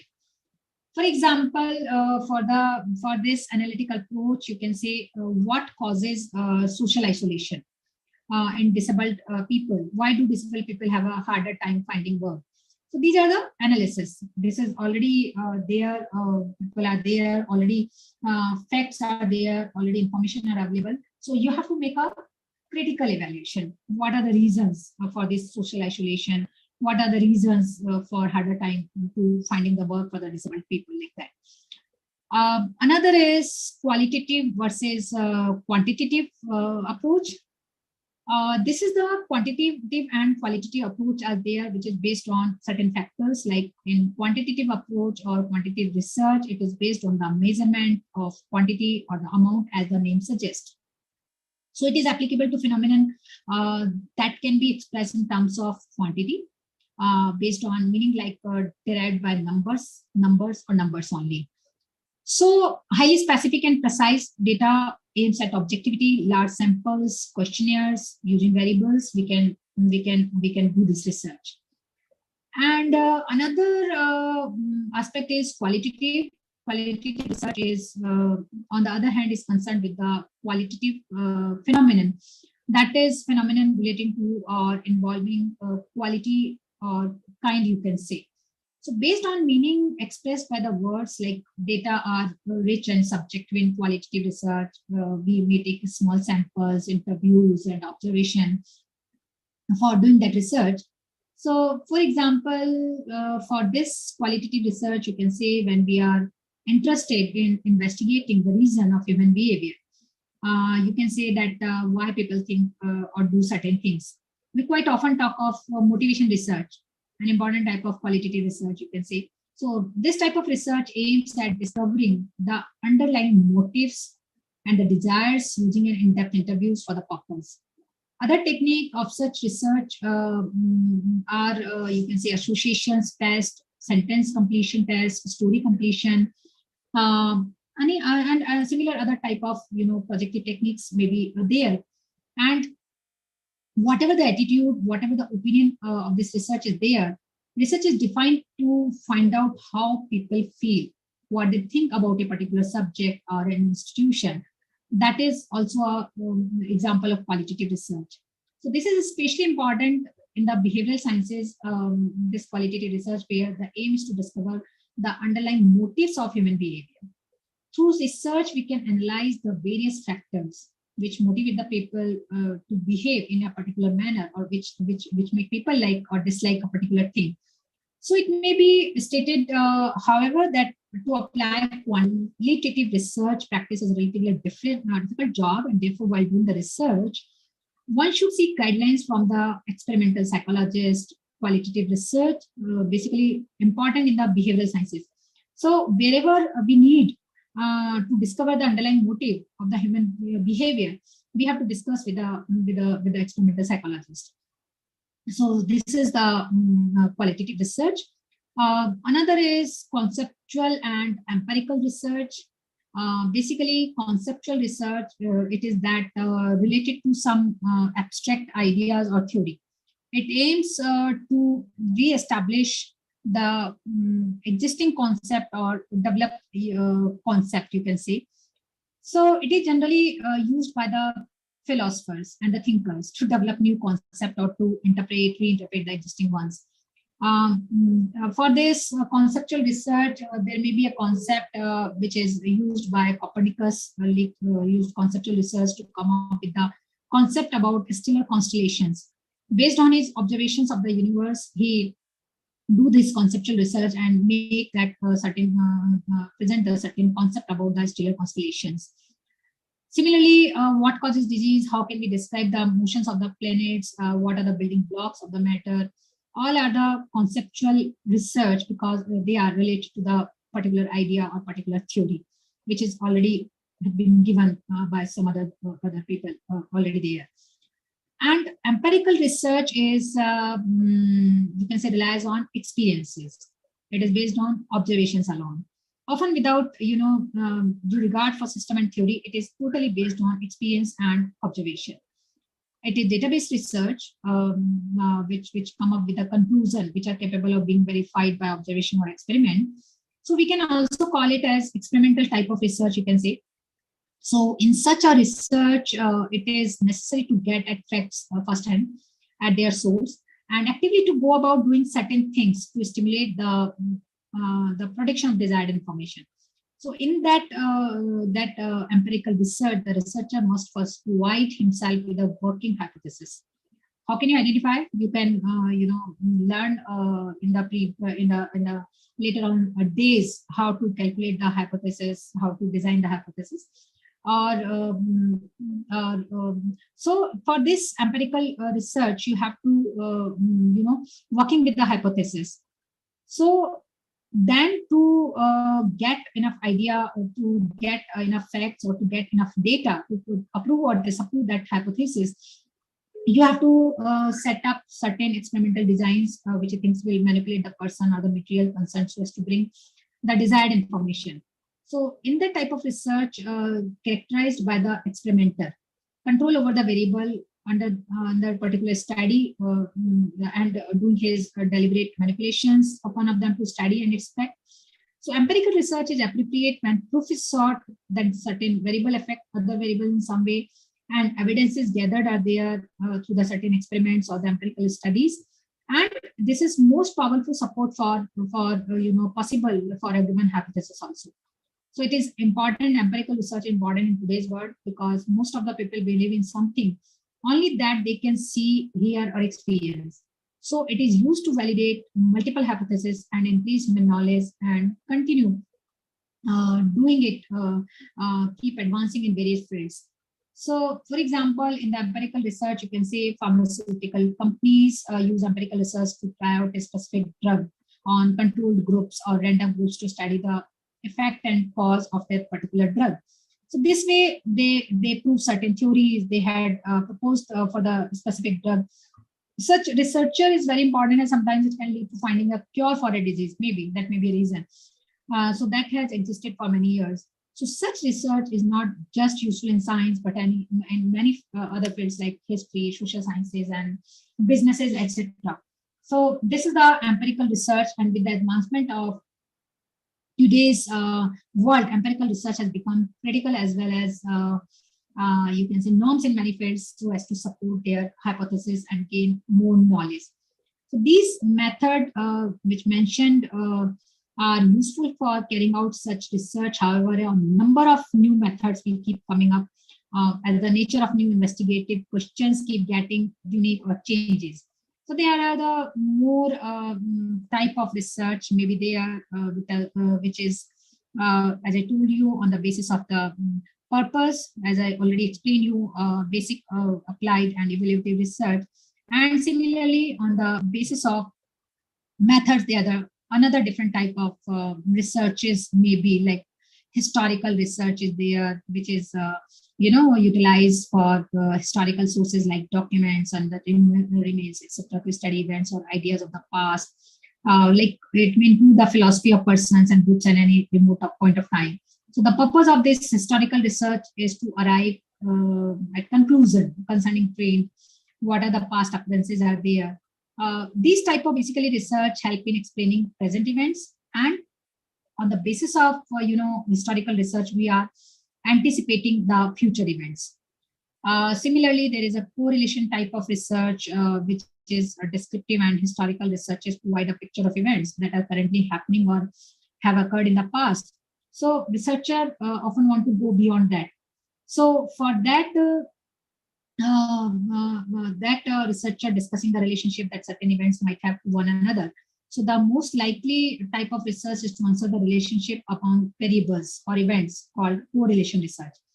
This research basically conducted to test the reliability of predictive validity of this tool which we use for decision making concerning, and for this for that they are basically designing the different type of correlation between the various type of variables and modules.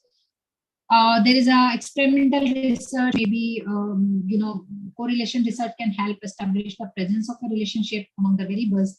But this correlation research basically not gives a reason to believe that variables are causally related to one another.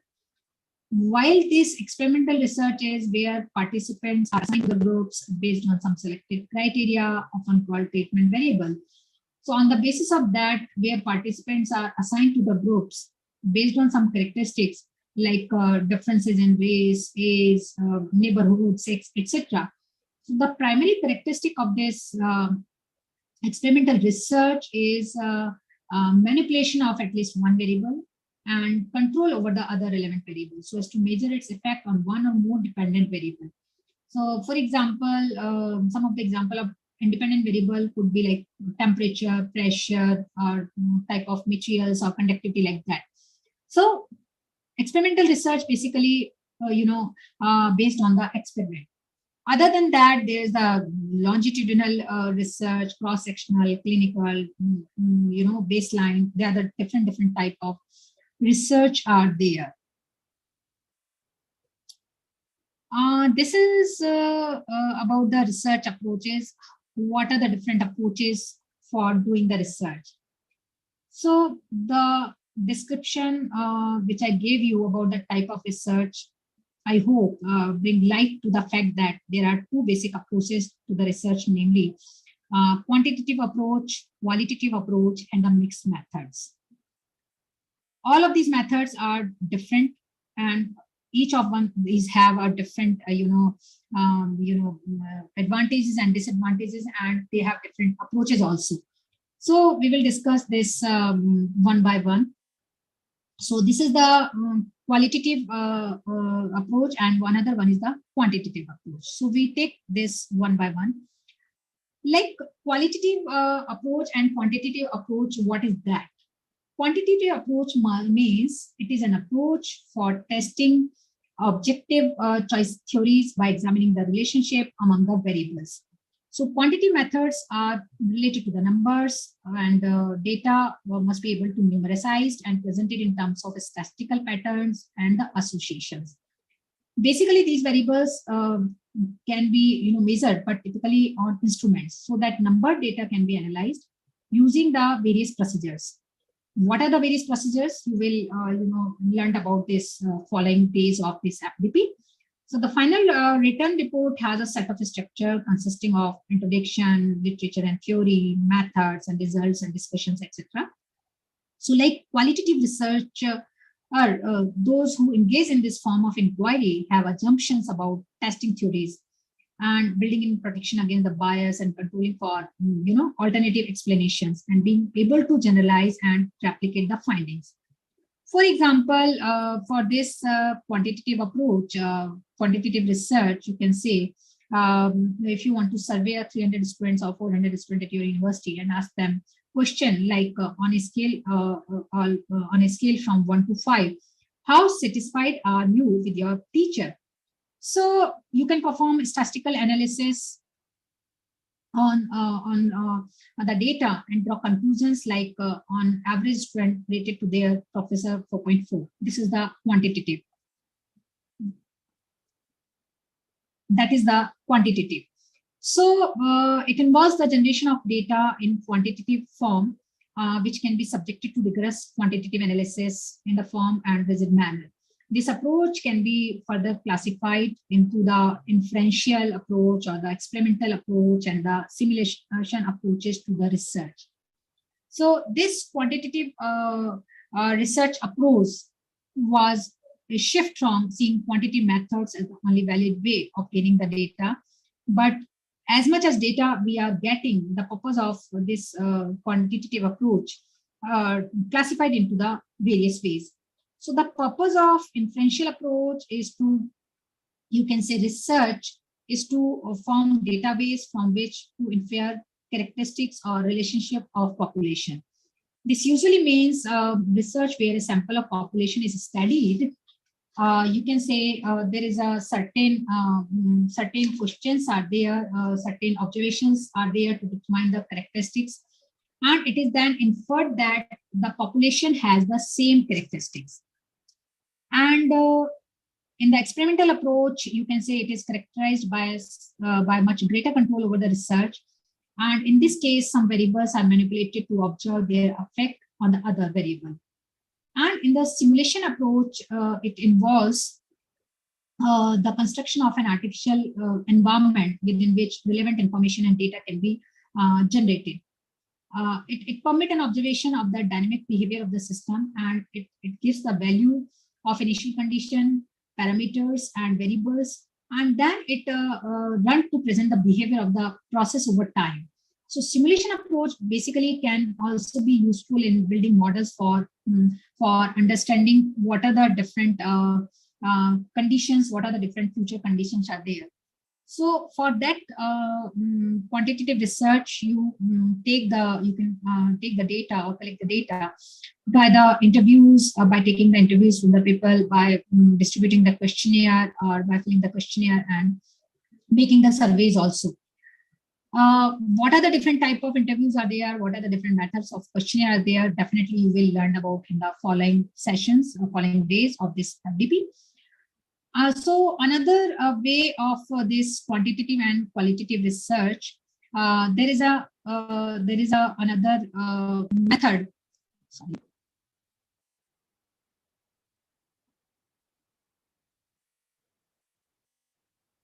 Which is a mixed method. What is a mixed method? Mixed mode method means the research is an approach to inquiry involving collecting both quantitative and qualitative data, and integrate the two forms of data and using distinct both of the designs that involve philosophical assumptions and theoretical framework. So the core assumption is of this form is of inquiry is the combination of the qualitative and quantitative approaches. It provides a more complete understanding of the research problem than either approach alone.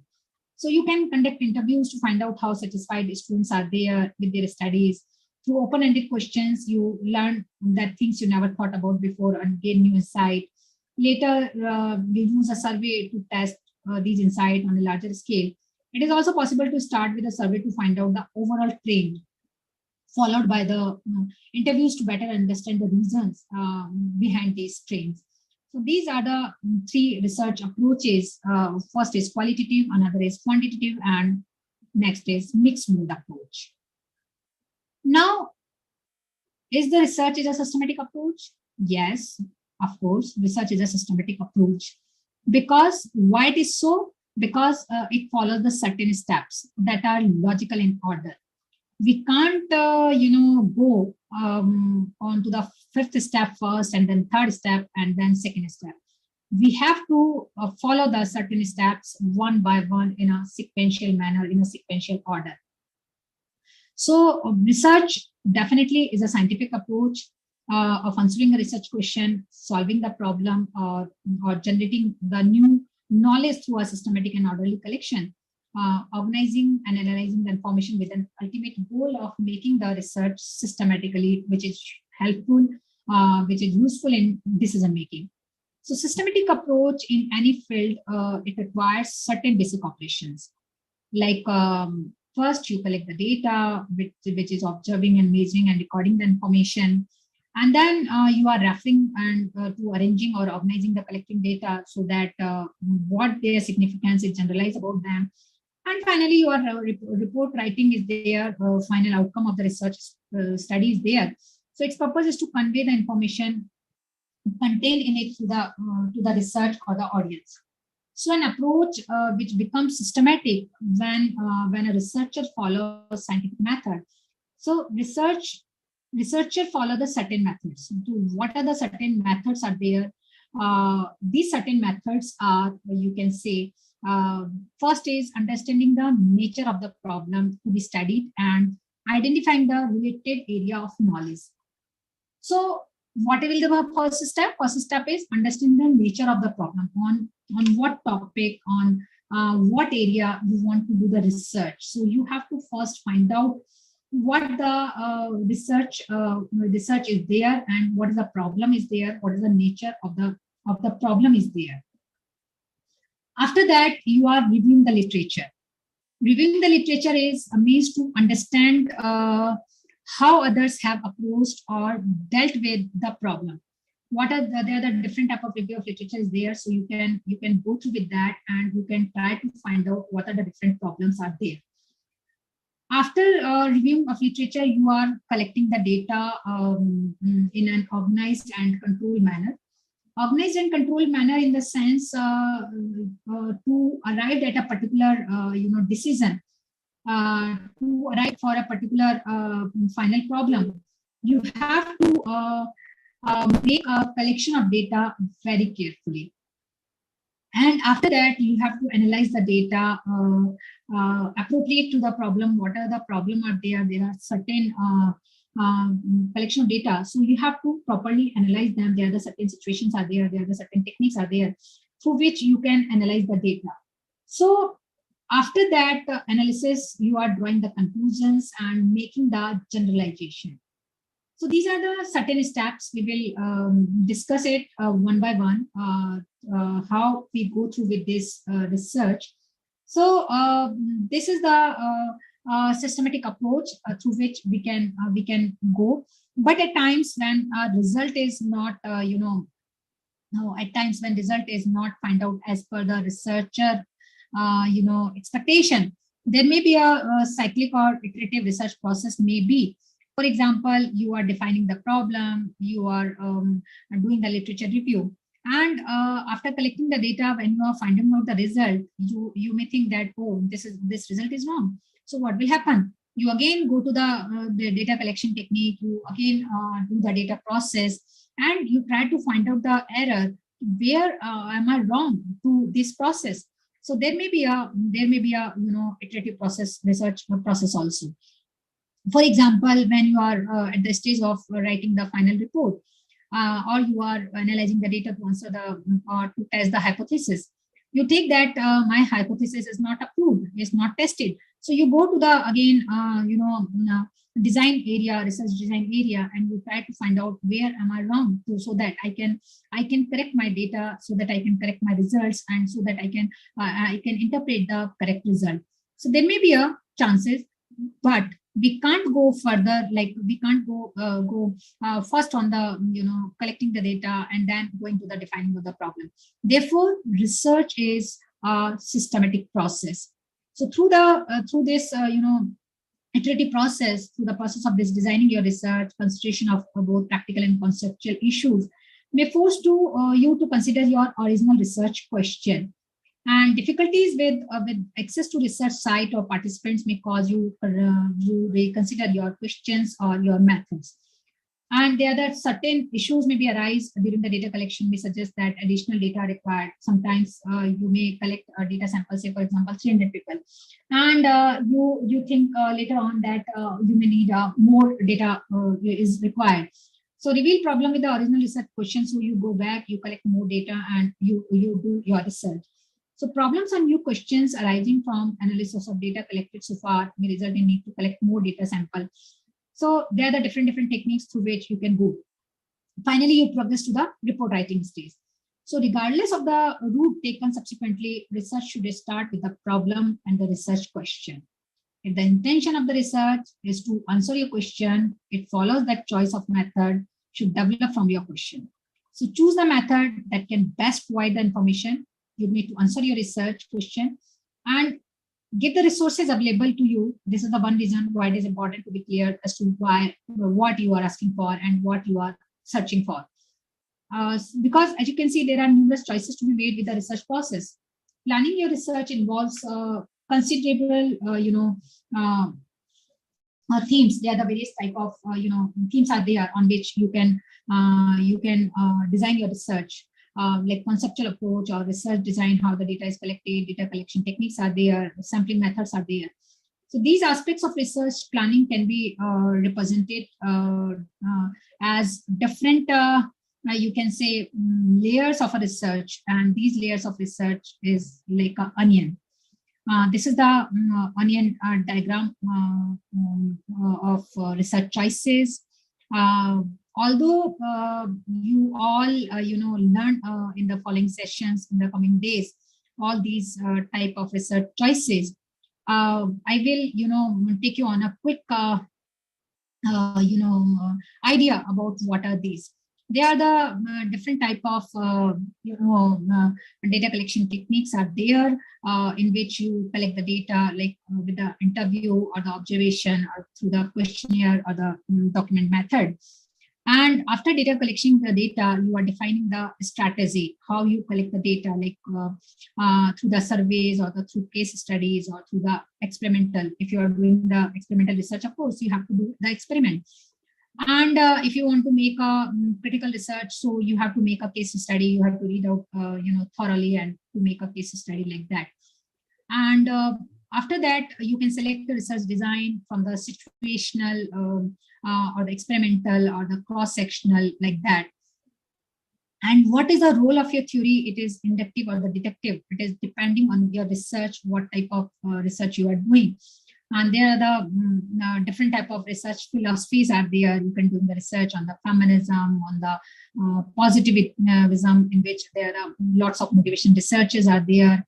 You can go for the phenomenology, in which there are the certain phenomena are there, certain concepts are there, which we have to prove like that. There is another constructivism, another research philosophy is there. So this is the onion diagram on which you have different type of research choices, and on the basis of your research problem, on the basis of your research question, you can select a particular research choice. Definitely, you will learn about more in detail in this, FDP in the later on days, because my fellow friends will describe you about this onion diagram of research more, elaborately. So coming to the next is the research process. You are looking forward, if you are looking forward to doing your PhD, and if you are looking forward to submit your research proposal, or in some manner, more or less, you can say if you are planning to write a research paper also. So these are the more or less research process, which is include either you are making your PhD thesis or you are writing the research paper. Name may be, different, but generally these are the steps to formulating or to doing the research. So research is what? Basically, research is a process. As I told you earlier, like in my previous slides, research is a continuous process. It is a rigorous process. It is not a, one night or one day process. Research can be seen as a series of linked activities. One activity is related to the other. Like if you are doing, this is related to the formulation of hypothesis. If you are doing the hypothesis, this is related to the research design. So these are the linked activities from development end. And research usually begins with the identification of a problem. This is the first step when you are doing the research, and followed by formulation of research question, research objectives, and proceeding from this, the researcher determine how best to answer these questions, and so decide what information to collect, how it is collected, how it will be analyzed in order to answer the research question. Irrespective of the category of a research study, the steps followed in conducting this research are same.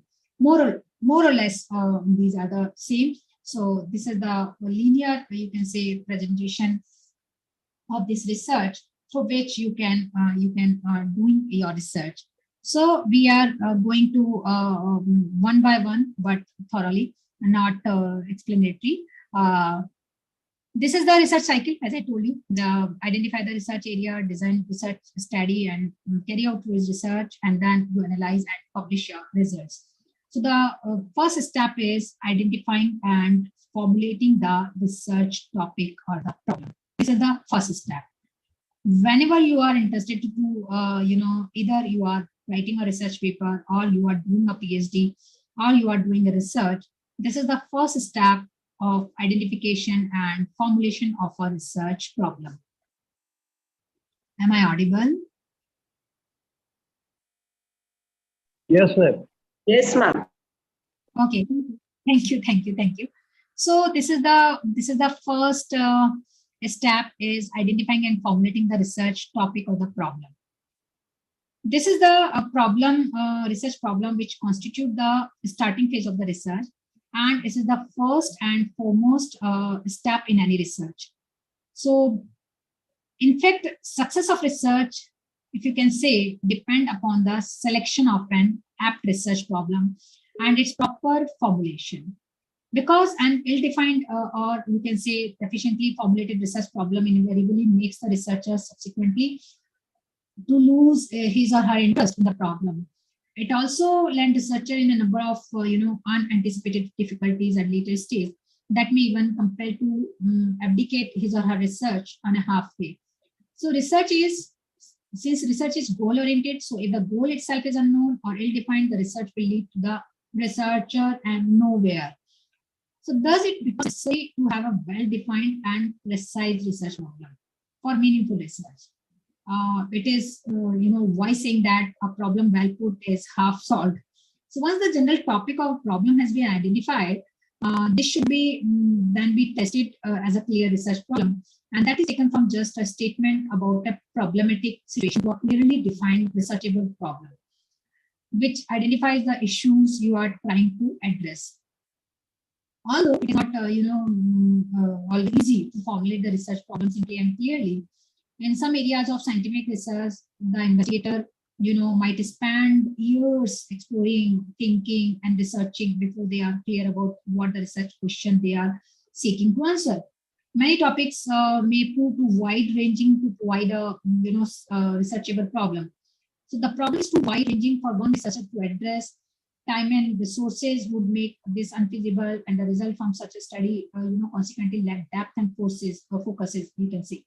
So, for example, if a scholar of law interested in understanding the research in public law, say, for example, if a researcher, want to do the research in that area. So, in that area, what happens, the researchers has a general interest in the public law, researchers has then to identify an area of his or her, special interest from the public law, say constitution. So there may be an umpteen number of aspects of the constitution that are, worth proving. Let us assume that researcher interested in constitution dealing with the fundamental rights and freedoms. This is not enough for researcher to formulate a research problem. Researcher need to select a fundamental right in the interest him or her more, and from his or she or he has to identify an aspect of the fundamental right that according to researcher deserve further probing. So there is a lot of reading before formulating the statement or before formulating the inquiry. So there are the certain key aspects you have to keep in mind when you are choosing a title. So when you are choosing a title of a research, the first thing is the title summarizes the main idea or the idea of your case study. So the good title contain the fewest possible words that adequately describe the content and the purpose of your research. So the title, without any doubt, part of the paper that is read the most and is usually read first. So if the title is too long, is usually contain too many unnecessary words are there. So a research title should be short, catchy, so that it can be better cited, because citation is important now. So the title should be clear, informative, and should reflect the aim and approach of the work, why you are doing that research. So the title should be specific as possible while describing the full range of the work.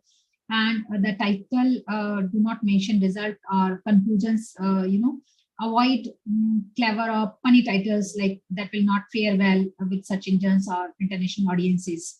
So titles that are too short to be descriptive or too long to be read, it is very jargon for reader.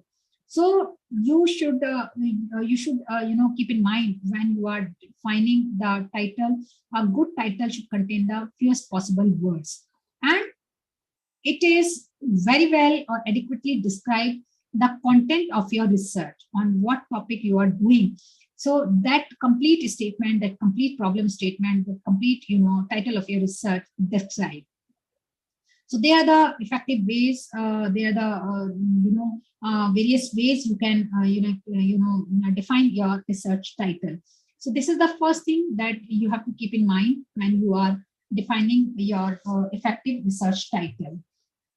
So defining the problem statement, when you are identifying or defining the problem statement, there are, beginning of the research study, there are most difficult and important step. Why? Because identifying is stating the problem in specific terms, or the situation, or the selecting the hypothesis and the research question. And to evaluate that problem for its research ability is very unknown for the new researcher who is just starting their research work. So for a problem statement to be effective in the planning of research, it should have the certain characteristics, like the problem reflects needs, the problem is non-hypothetical, the problem should be manageable. So when you selecting the topic, mainly is organizing the principles guiding of the analysis of your research paper. Topic basically represent the core subject matter. So in this manner, say for example, when you are trying to find out the problem, when you are trying to find out the research title, do not expect choosing the topic to be quick or easy task. It is not easy. Basically, most difficult task is to find out the research title. So you should be thinking about it right from the start of the course. There are generally many ways you are asked to, write about the research problem. Say, for example, if your researcher or your supervisor provides you with a general topic from which you study a particular aspect. So how can you begin? You are given the topic to write about their general topic your supervisor is providing. So what you can do, identify concepts and terms that make up the topic statement. You can review the related literature that help you define how you will approach focusing on the topic and finding a way to analyze it. And social science research paper is generally designed to get you to develop your own ideas and arguments. So look for sources that can help broaden, modify, or strengthen your initial thoughts and arguments. So there are various appropriate roles your related literature plays in helping the formulate how to begin your analysis. So there are the sources of criticism, there are the sources of new ideas, historical context are there, interdisciplinary insight are there.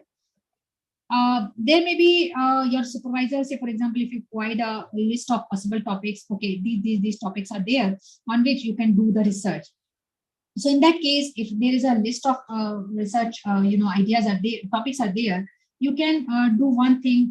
You can find out which topic from the list provided by your supervisor is the easiest to find out the most information on. So an effective instructor should never include a topic that is so obscure or complex that no resource is available to review. And from which to begin to design a study, instead of searching for the path of least resistance, begin by choosing a topic that you find interesting in some way, or that is controversial and you have a strong opinion about that, or you can say it has some personal meaning to you. So you are going to be working on your topic for quite some time. So choose one that interesting or that makes you want to make a positive on.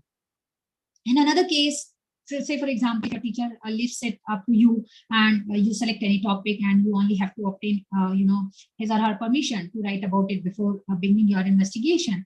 If that type of research supervisor you have, then your supervisor leaves it up to you to choose a topic. Then in that case, under this scenario, the key process is turning an idea or general thought into a topic that can be cast as a research problem.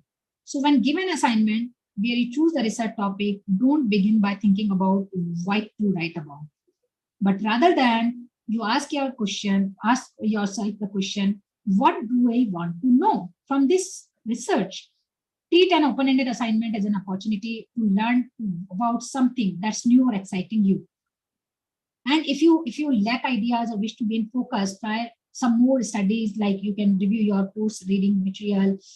You can browse some research which is already available. You can read books, you can read newspapers, use discoveries to define your ideas into something that you would like to investigate further. And to build upon your initial idea, use the suggestion under this tab to narrow, to broaden, and to increase the timeline of your idea. So you can write it out as a research problem. So once you are comfortable with having turned your ideas into a topic, then another situation is you have to narrowing a topic idea. First, you broaden the topic, you find out the research problem, and then you have to require that narrowing down the topic idea. For that, you can do some exercises. For that, again and again, you are reviewing the research paper, reading the different research papers, and then trying to find out on that particular topic on which you want to do the research. So this is the first step of identifying and formulating the research topic and research problem. So when you are certain, okay, on that topic, I want to do the research, the next step is to do the literature review. Literature review is a very, very important part before finalizing the you can say research topic or the problem. So once the research problem is formulated, the researcher undertake an extensive survey of literature connected with related to research problem. So this is the problem. This is the process basically whereby the researcher locates and select the references that are relevant for researcher inquiries. So at this stage, what the research scholar can do, he or she can read standard textbooks, reference books dealing with or having bearing on the research problems. They can refer related periodicals to look at research articles written. There may be case reports also for which to get familiarized with the exposition of the problem. Conferences, symposium. Similarly, various general web pages are also there. So main purpose of literature review is to reveal what has been done and written on the topic in the past, and what now I want to do further after learning this from the past. It is about to mapping their limitations to use the various research techniques. Beside that, it is the researcher which has also to make a special care to locate earlier studies done on the problem and to have a quick reading thereof. So for searching the World Wide Web and for doing the literature review, there are the various ways to put the literature review properly and citedly also. It is not always evident that the information put on the web is presented accurately. So literature review makes the researcher conversant with the materials available with the problem, with the place, and the different aspects and dimensions of the problem, and which will help the researcher to know and to have preliminary, impressions about the explored and unexplored aspects of the particular problem or explanation which he or she select for doing that research. So literature review basically enable the writer, the researcher to acquaint with the certain patterns of presentation, the arguments, and it provide the light of the earlier studies, findings of the problems, questions, and to devise appropriate research techniques for that it can make a smooth inquiry. So to achieve that all these objectives of the literature review, you review the literature related to the problem to know what other researchers have done and discovered, and to identify the possible methodology for conducting the research. So after doing the literature review, you have a clear-cut idea how can what methodology can I adopt. So read around the subject to help clarify a research topic. Jayanti, So Jayanti ma'am? Yes. Ma'am, there are some Yes. queries also in the chat box. Specific queries भी आ रही है अपने पास. So please keep some time to answer those queries because research scholars है, so then we need to reply to those queries. Ma'am. Okay. So would Okay, you like fine, to take fine, those fine, questions at the end of the presentation or in between, ma'am? Yes, end of the presentation. Okay. Yes, ma'am. Yes. Sorry to interrupt. Continue, please. Not at all. So there are the different type of literature review. Maybe you may know about various type of literature reviews in the following days of this FDP. I'm not going on these different type of literature reviews are there. So first, finding out the problem. Second is literature search and literature review, and then third step is finding out the research gap. So research gap is after doing the literature review, lot of literature review. This section, concluded with the identification of the research gap. The gap means what is done in the past studies, what is done in the past researches, and what you are proposing to be done in the current study. So it will basically help to justify the significance. It is helpful to rationality of the current study and its contribution to the existing arena of knowledge in the respective field of the study. So to find out the research gap, you have to be very much rational to find out the research gap. Because if there is already a study is there, then what is the need of the research? Say, for example, for finding the research gap in the science, I'm taking the example of COVID vaccine, introduced by the Pfizer company.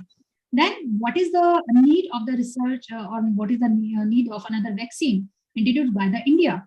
Because the Pfizer vaccine, which is introduced, there are certain side effects maybe there in the European countries. There may be certain limitations are there. So there may be a need of research so that India initiated to propose that develop that COVID vaccine. So there must be some rationality behind it when you are finding the research gap. Whatever the literature review you have done, carefully finding out the research gap where we are lacking behind. So that research gap you can find out mostly you can find out in the introductory part of the research, or it may be a conclusion part where the further reading or you can say further future researches areas is given. So you may take help to find out the research gap from these two aspects of the research. So after finding out the research gap, it means it is clear why you are doing that research. So now you are formulating the hypothesis. So hypothesis is what is after doing this research gap, you are finding out the research objectives, you are finding the research question, and you are doing the hypothesis. So defining the clear questions and the hypothesis, you need to state the purpose of the study and to define the problem clearly. So it will guide you in deciding the methodology of the research. In this, you select a research approach. So for that research approach, you are identifying the method, you are specifying the specific objective, you are selecting an adequate, representative samples, constructing valid and reliable instrument of measuring the variables in the problem. You are selecting a research design and describing the procedure. So for that, you are defining the researchable questions, so that you are able to find out the research, what I have done. On the basis of that, you are giving the answers of one different research objectives or the research questions. So this process of thinking, widen and focusing and delimiting your questions should result in handful of research questions that you wish to investigate. These may still need further modification to render answerable. So it is usually best to pose only 1 or 2 questions. Do not pose more than 3 questions. In this general lead to a much larger research project. So start question becomes like how, who, what, why, and when. And question should be very specific, not vague. So for that research question, after doing that research question, you are formulating the hypothesis. Basically, it is a tentative answer to a research problem that is advanced so that it can be tested. So a statement to be a hypothesis must be capable of being tested. If its validity, hypothesis validity cannot be put to empirical confirmation, and a proposition or also attractive or interesting may cease to be a hypothesis. So the manner in which hypothesis is formulated is very, very important. It gives significant clues about what kind of data required, the type of method to be focused for collecting the data, and the methods of analysis to be used. So it guides the researcher basically to delimit the area of research and keep researcher on the right track of his or her investigation.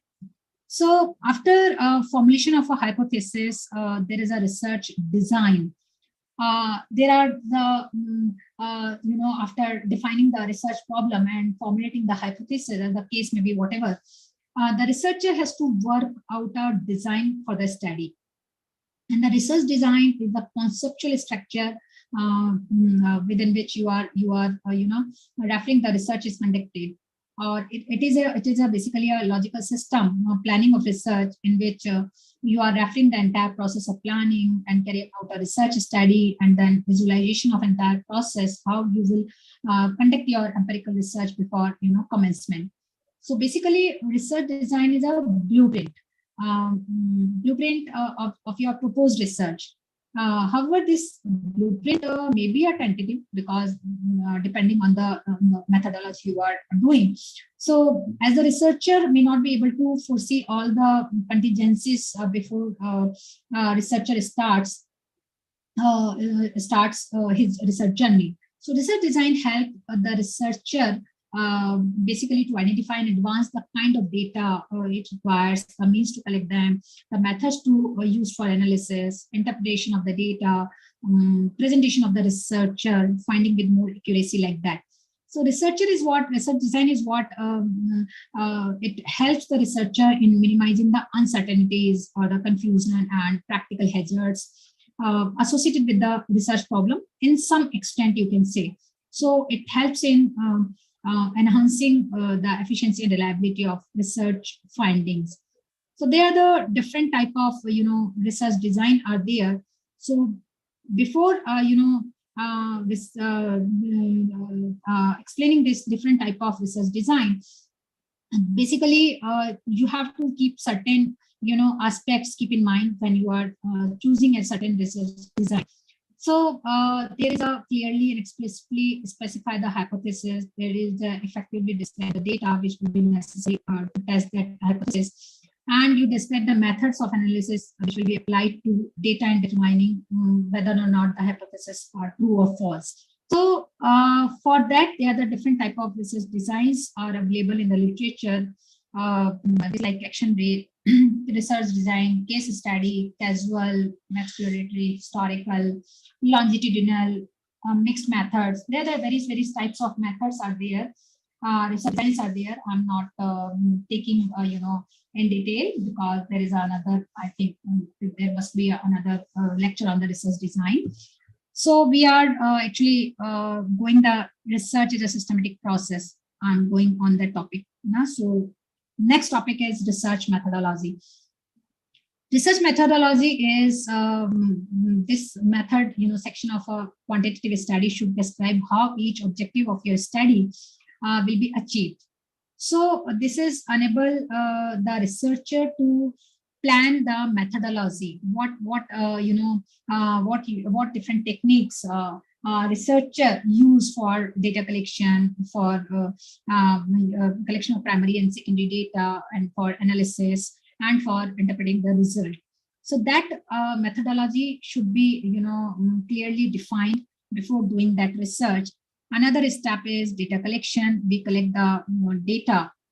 And there are the two types of data, primary and secondary data. So primary data you can collect with the observation method, interview method, through questionnaire or the schedules, etc. And secondary data you may collect that is already available in the form of the secondary data like books and research papers, journal articles, and usually published data like government reports and different universities publications, etc. So they are the different methods of data collection. And after collection of data, there are the certain you can say certain appropriate methods for data collection. So when you are collecting the data, there are the certain factors like you have to keep in mind, like what are the nature and scope of the object of inquiry, what type of inquiry you are making, how much availability of the funds you have, how much time you have, and how much precision in your research is required for the data collection. And another is data analysis. In the data analysis, you are describes the procedures of processing and analyzing the data. And these analysis of the data, there are the certain tools, there are the certain techniques for analyzing the data. So data are summarized, in other words, analyzed to provide information for testing the hypothesis. So appropriate statistical methods of analysis are used to test the hypothesis. So what you can do, you can perform the analysis manually by using a different statistical analysis are there. Although analysis is not complete without interpretation, and interpretation cannot be proceed without analysis. So they are basically interdependent areas. Both of these areas are interdependent for doing that research. So they are analysis of data involves like number of closely related operations like classification, categorization, coding, and tabulation also. So classification or categorization of data is you can say in the form of process of arranging the data in groups or classes according to their resemblance or their affinity, you can say. So the researcher has to classify his or her data into required categories. So the categorization has to be based on the problem under the study or the hypothesis formulated. The category must be exhaustive and suitable for classify all the responses. So there are the certain sort of arrangement of data in requisite rows and columns also. And after doing that data analysis, there is interpretation of data. This is the discussion part. This is the interpretation part of your research. So interpretation, you can say, is considered as one of the basic component of research. It refers to the task of drawing inferences from the collected data. The inferences may be, deductive or inductive. The former involves the deductive, inferences from the generally abstract propositions to a particular ones, while the inductive inferences may be particular proposition to general propositions like that. So researcher tries to establish the link between the result as well as inquiry with those of another, and to establish some explanatory aspects also, concept also. And researcher through this interpretation endeavor to find out the abstract principle that works beneath with her findings. So interpretation basically open up new avenues for intellectual adventures and stimulate the quest for more knowledge. And the process of interpretation may quite often, arise a new question and new objective of that research. So the researchers should also try to bring out the principles involved behind the data interpretation. So this is the task of interpretation. Is not an easy task, I can say. It requires a great skill. There may be need an expert. So it is an art that learns through practice and experience. It is require lot of experience in doing that research. So this is the additional tips for interpretation of data. You move from specific to general. You can ignore bury the major issues, and you do not overgeneralize the interpretation and avoid speculation that cannot be tested in the future. So you don't have to go with that. Another second, last research, methodology is result and findings. So what are the interpretation? What are the, after the doing the interpretation of the data? So basically, result is there. So the result section of the research is where you report the findings of your study based upon that information gathered as a result of the methodology you applied. So this section should simply state whatever the findings you have, what are the interpretation and the interpretation you have, you are arranging them in the logical order. So the result section should always be written in the past tense, and a section describing the result is particularly necessary because you gather the data from your own research, you are analyze the data. So you have to be present that data, you have to be analyze that data in that sequence. So, and there may be certain figures and tables, footnotes and notes are there. So all should you include in your results and findings. And this is the conclusion part of your research. The conclusion is basically intended to help the reader understand why your research should matter them. After they have finished reading the research, there must be a conclusion. So conclusion is not like that you are summarizing the paper or you are summarizing the research. You must present what you have shown and what it meant for the field. So conclusion is not basically is descriptive.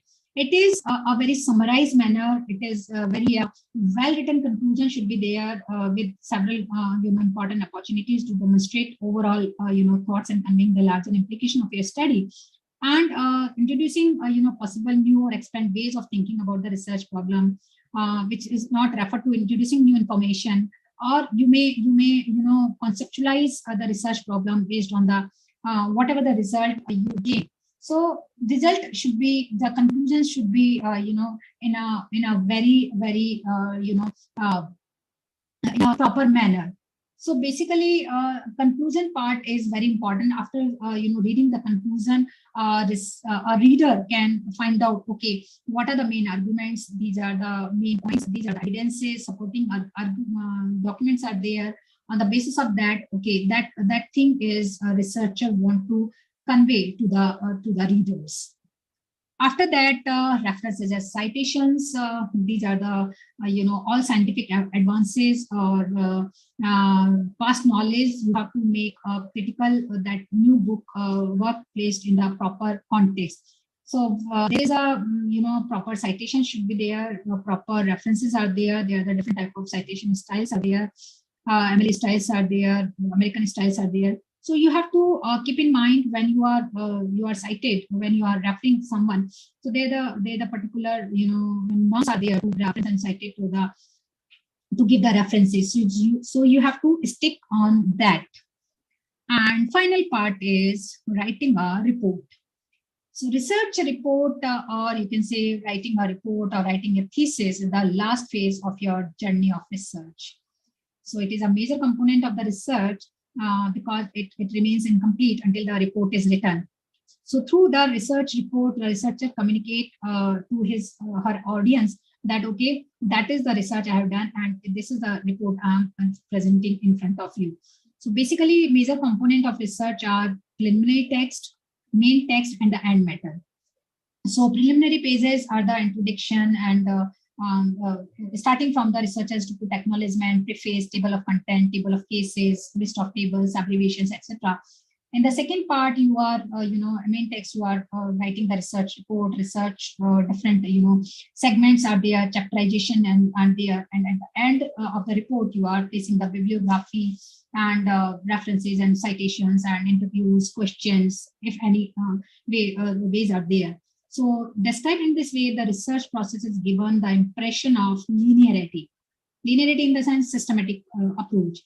Yet research investigation is often an iterative process whereby the process of conducting the research will give rise to new ideas, but feedback into the data collection and analysis stage. These are the decisions made early in the research process are often revisited in the light of new insight or practical problems encountered along the way. So in this way, we can say research is a linear process. Research is a systematic process. These are the some criteria of a good research. Purpose of the research should be clearly defined. Research posture should, use should be described in sufficient manner. Procedural design of the research should be clearly planned. Researcher should report with complete frankness and laws. In procedural design, also there are the certain findings are there. So these findings should be accurate. Analysis of data should be sufficiently prescribed, or method of analysis should be used, should be appropriate. So these are the certain points on which the research is certain criteria on which a good research we can say. So research is basically good research can be considered when the conclusions are properly made, introduction is properly made, research methodology is properly made. So in that area, there are the different type of criteria on the basis of which we are defining the good research. Next is research ethics. This is related to the plagiarism. Plagiarism is what basically essentially the imitations of someone else's work we are using without giving them their due credit. So there are the different type of plagiarism is there. So we should avoid the plagiarism. There are the certain strategies to avoid that plagiarism. And these strategies are credit must be given when you are using someone else's work. You have to be, if you are using another person's idea, another person's data, you should be, opinion or theory, you should be cited them, quotations of another person, actual spoken written words should be in the proper, quotation mark is there. Similarly, there are certain, plagiarism, you can say data, or you can say softwares through which you can avoid the plagiarism. Next is there are the certain, significance of research. So research is important for the certain reasons, like as I told you, to do the PhD, to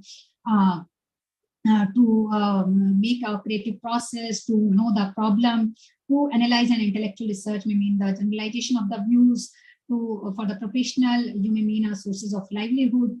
There are the different significance of research.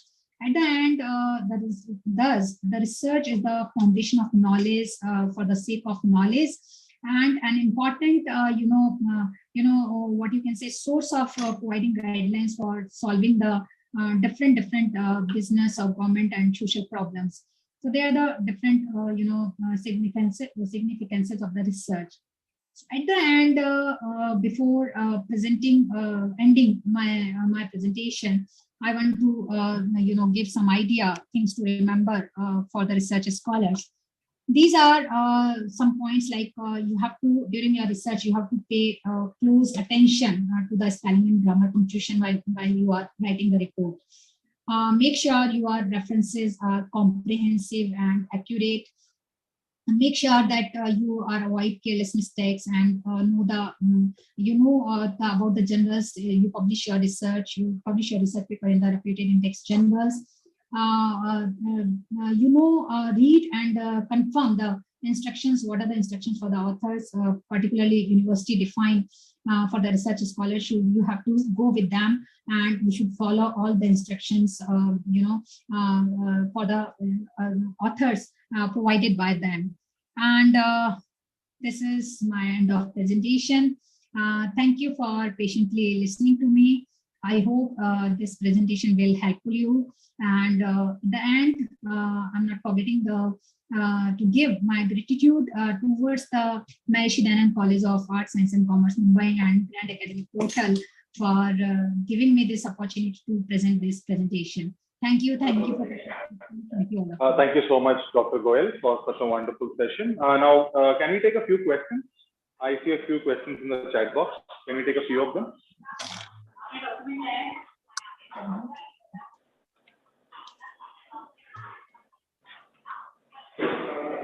So one question by Mr. Mistry, Miss Mistry is the review paper, should I include methodology part by reviewing different articles?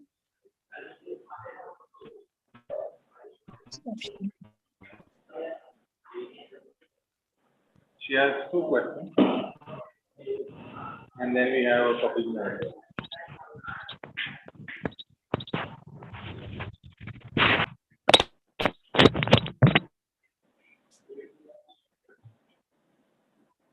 Hello, Jayanti ma'am. Yes, I'm audible. Yes, you are.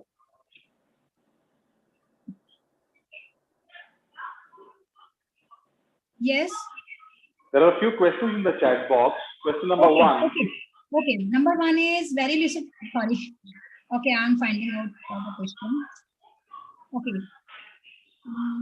The first question is it mandatory to have an hypothesis at the very initial stage of research? No, it is not necessary to have a hypothesis at very initial stage of research. In fact, there are some researches that doesn't need any hypothesis. You can go through with the, if you are writing the surveying research, comparing the research. So there is no need to. Am I audible? Yes, you are. Is it echoing? Yes, ma'am. It is echo over there. I cannot hear you properly, please. Yes, ma'am. There's a bit of echo.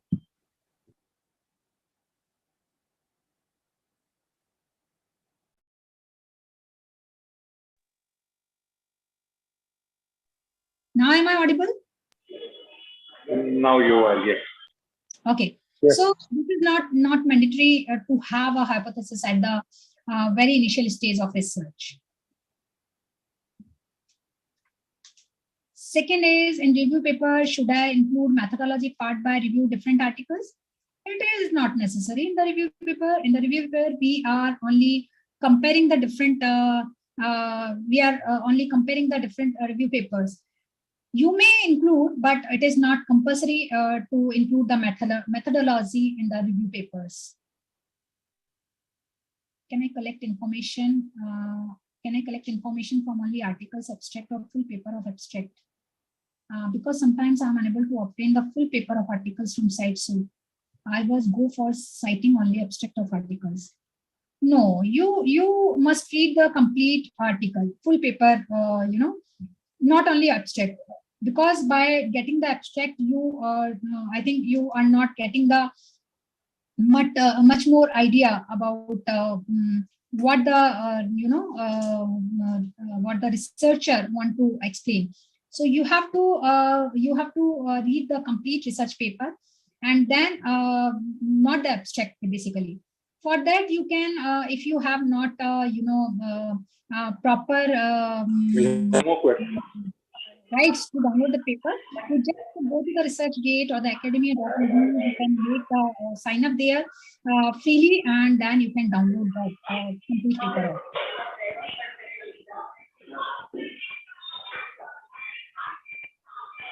Yes.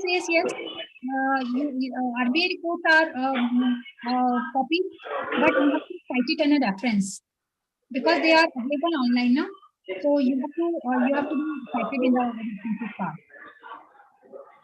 All right, Jayanti ma'am, the last question we have is if we are to write data from the report, can we copy the exact same report and cite it in the reference, or do we need to paraphrase it? Okay, what are the areas generally covered during the research review writing? There are the different, what are the areas generally covered during the research review writing? In the review writing, you are only, writing what the different past researches have done their work in the past. Because in the research review, you are giving the overview of what the researchers have done. You are giving the summary of the research, what are the different researchers have done, and slightly an evaluation, or you can say some critic, but in the positive manner, of the current state of the knowledge about a specific area of research. So it may, you include the discussion of methodological issue and suggestion for the future research. So in the research review, you must write the introduction part. You must write some critical, part, which is include the description part, as well as you are defining the current stage as well as future stage of research for following the for the research review. So in the review writing, these are the some parts are there. All right, thank you so much, Jayanti ma'am. I think those were all the questions. Yes, that's it. I'm sure there are no more questions. Everyone's clear with the concept. Thank you so much for your time, ma'am. And with this, I thank you once again, and we end today's session. Thank you, everybody. We'll see you all again tomorrow. Thank you so much. Thank you, Gap. Thank you, Maharishi Dayanand College. Thank you. Thank you, ma'am. Bye-bye.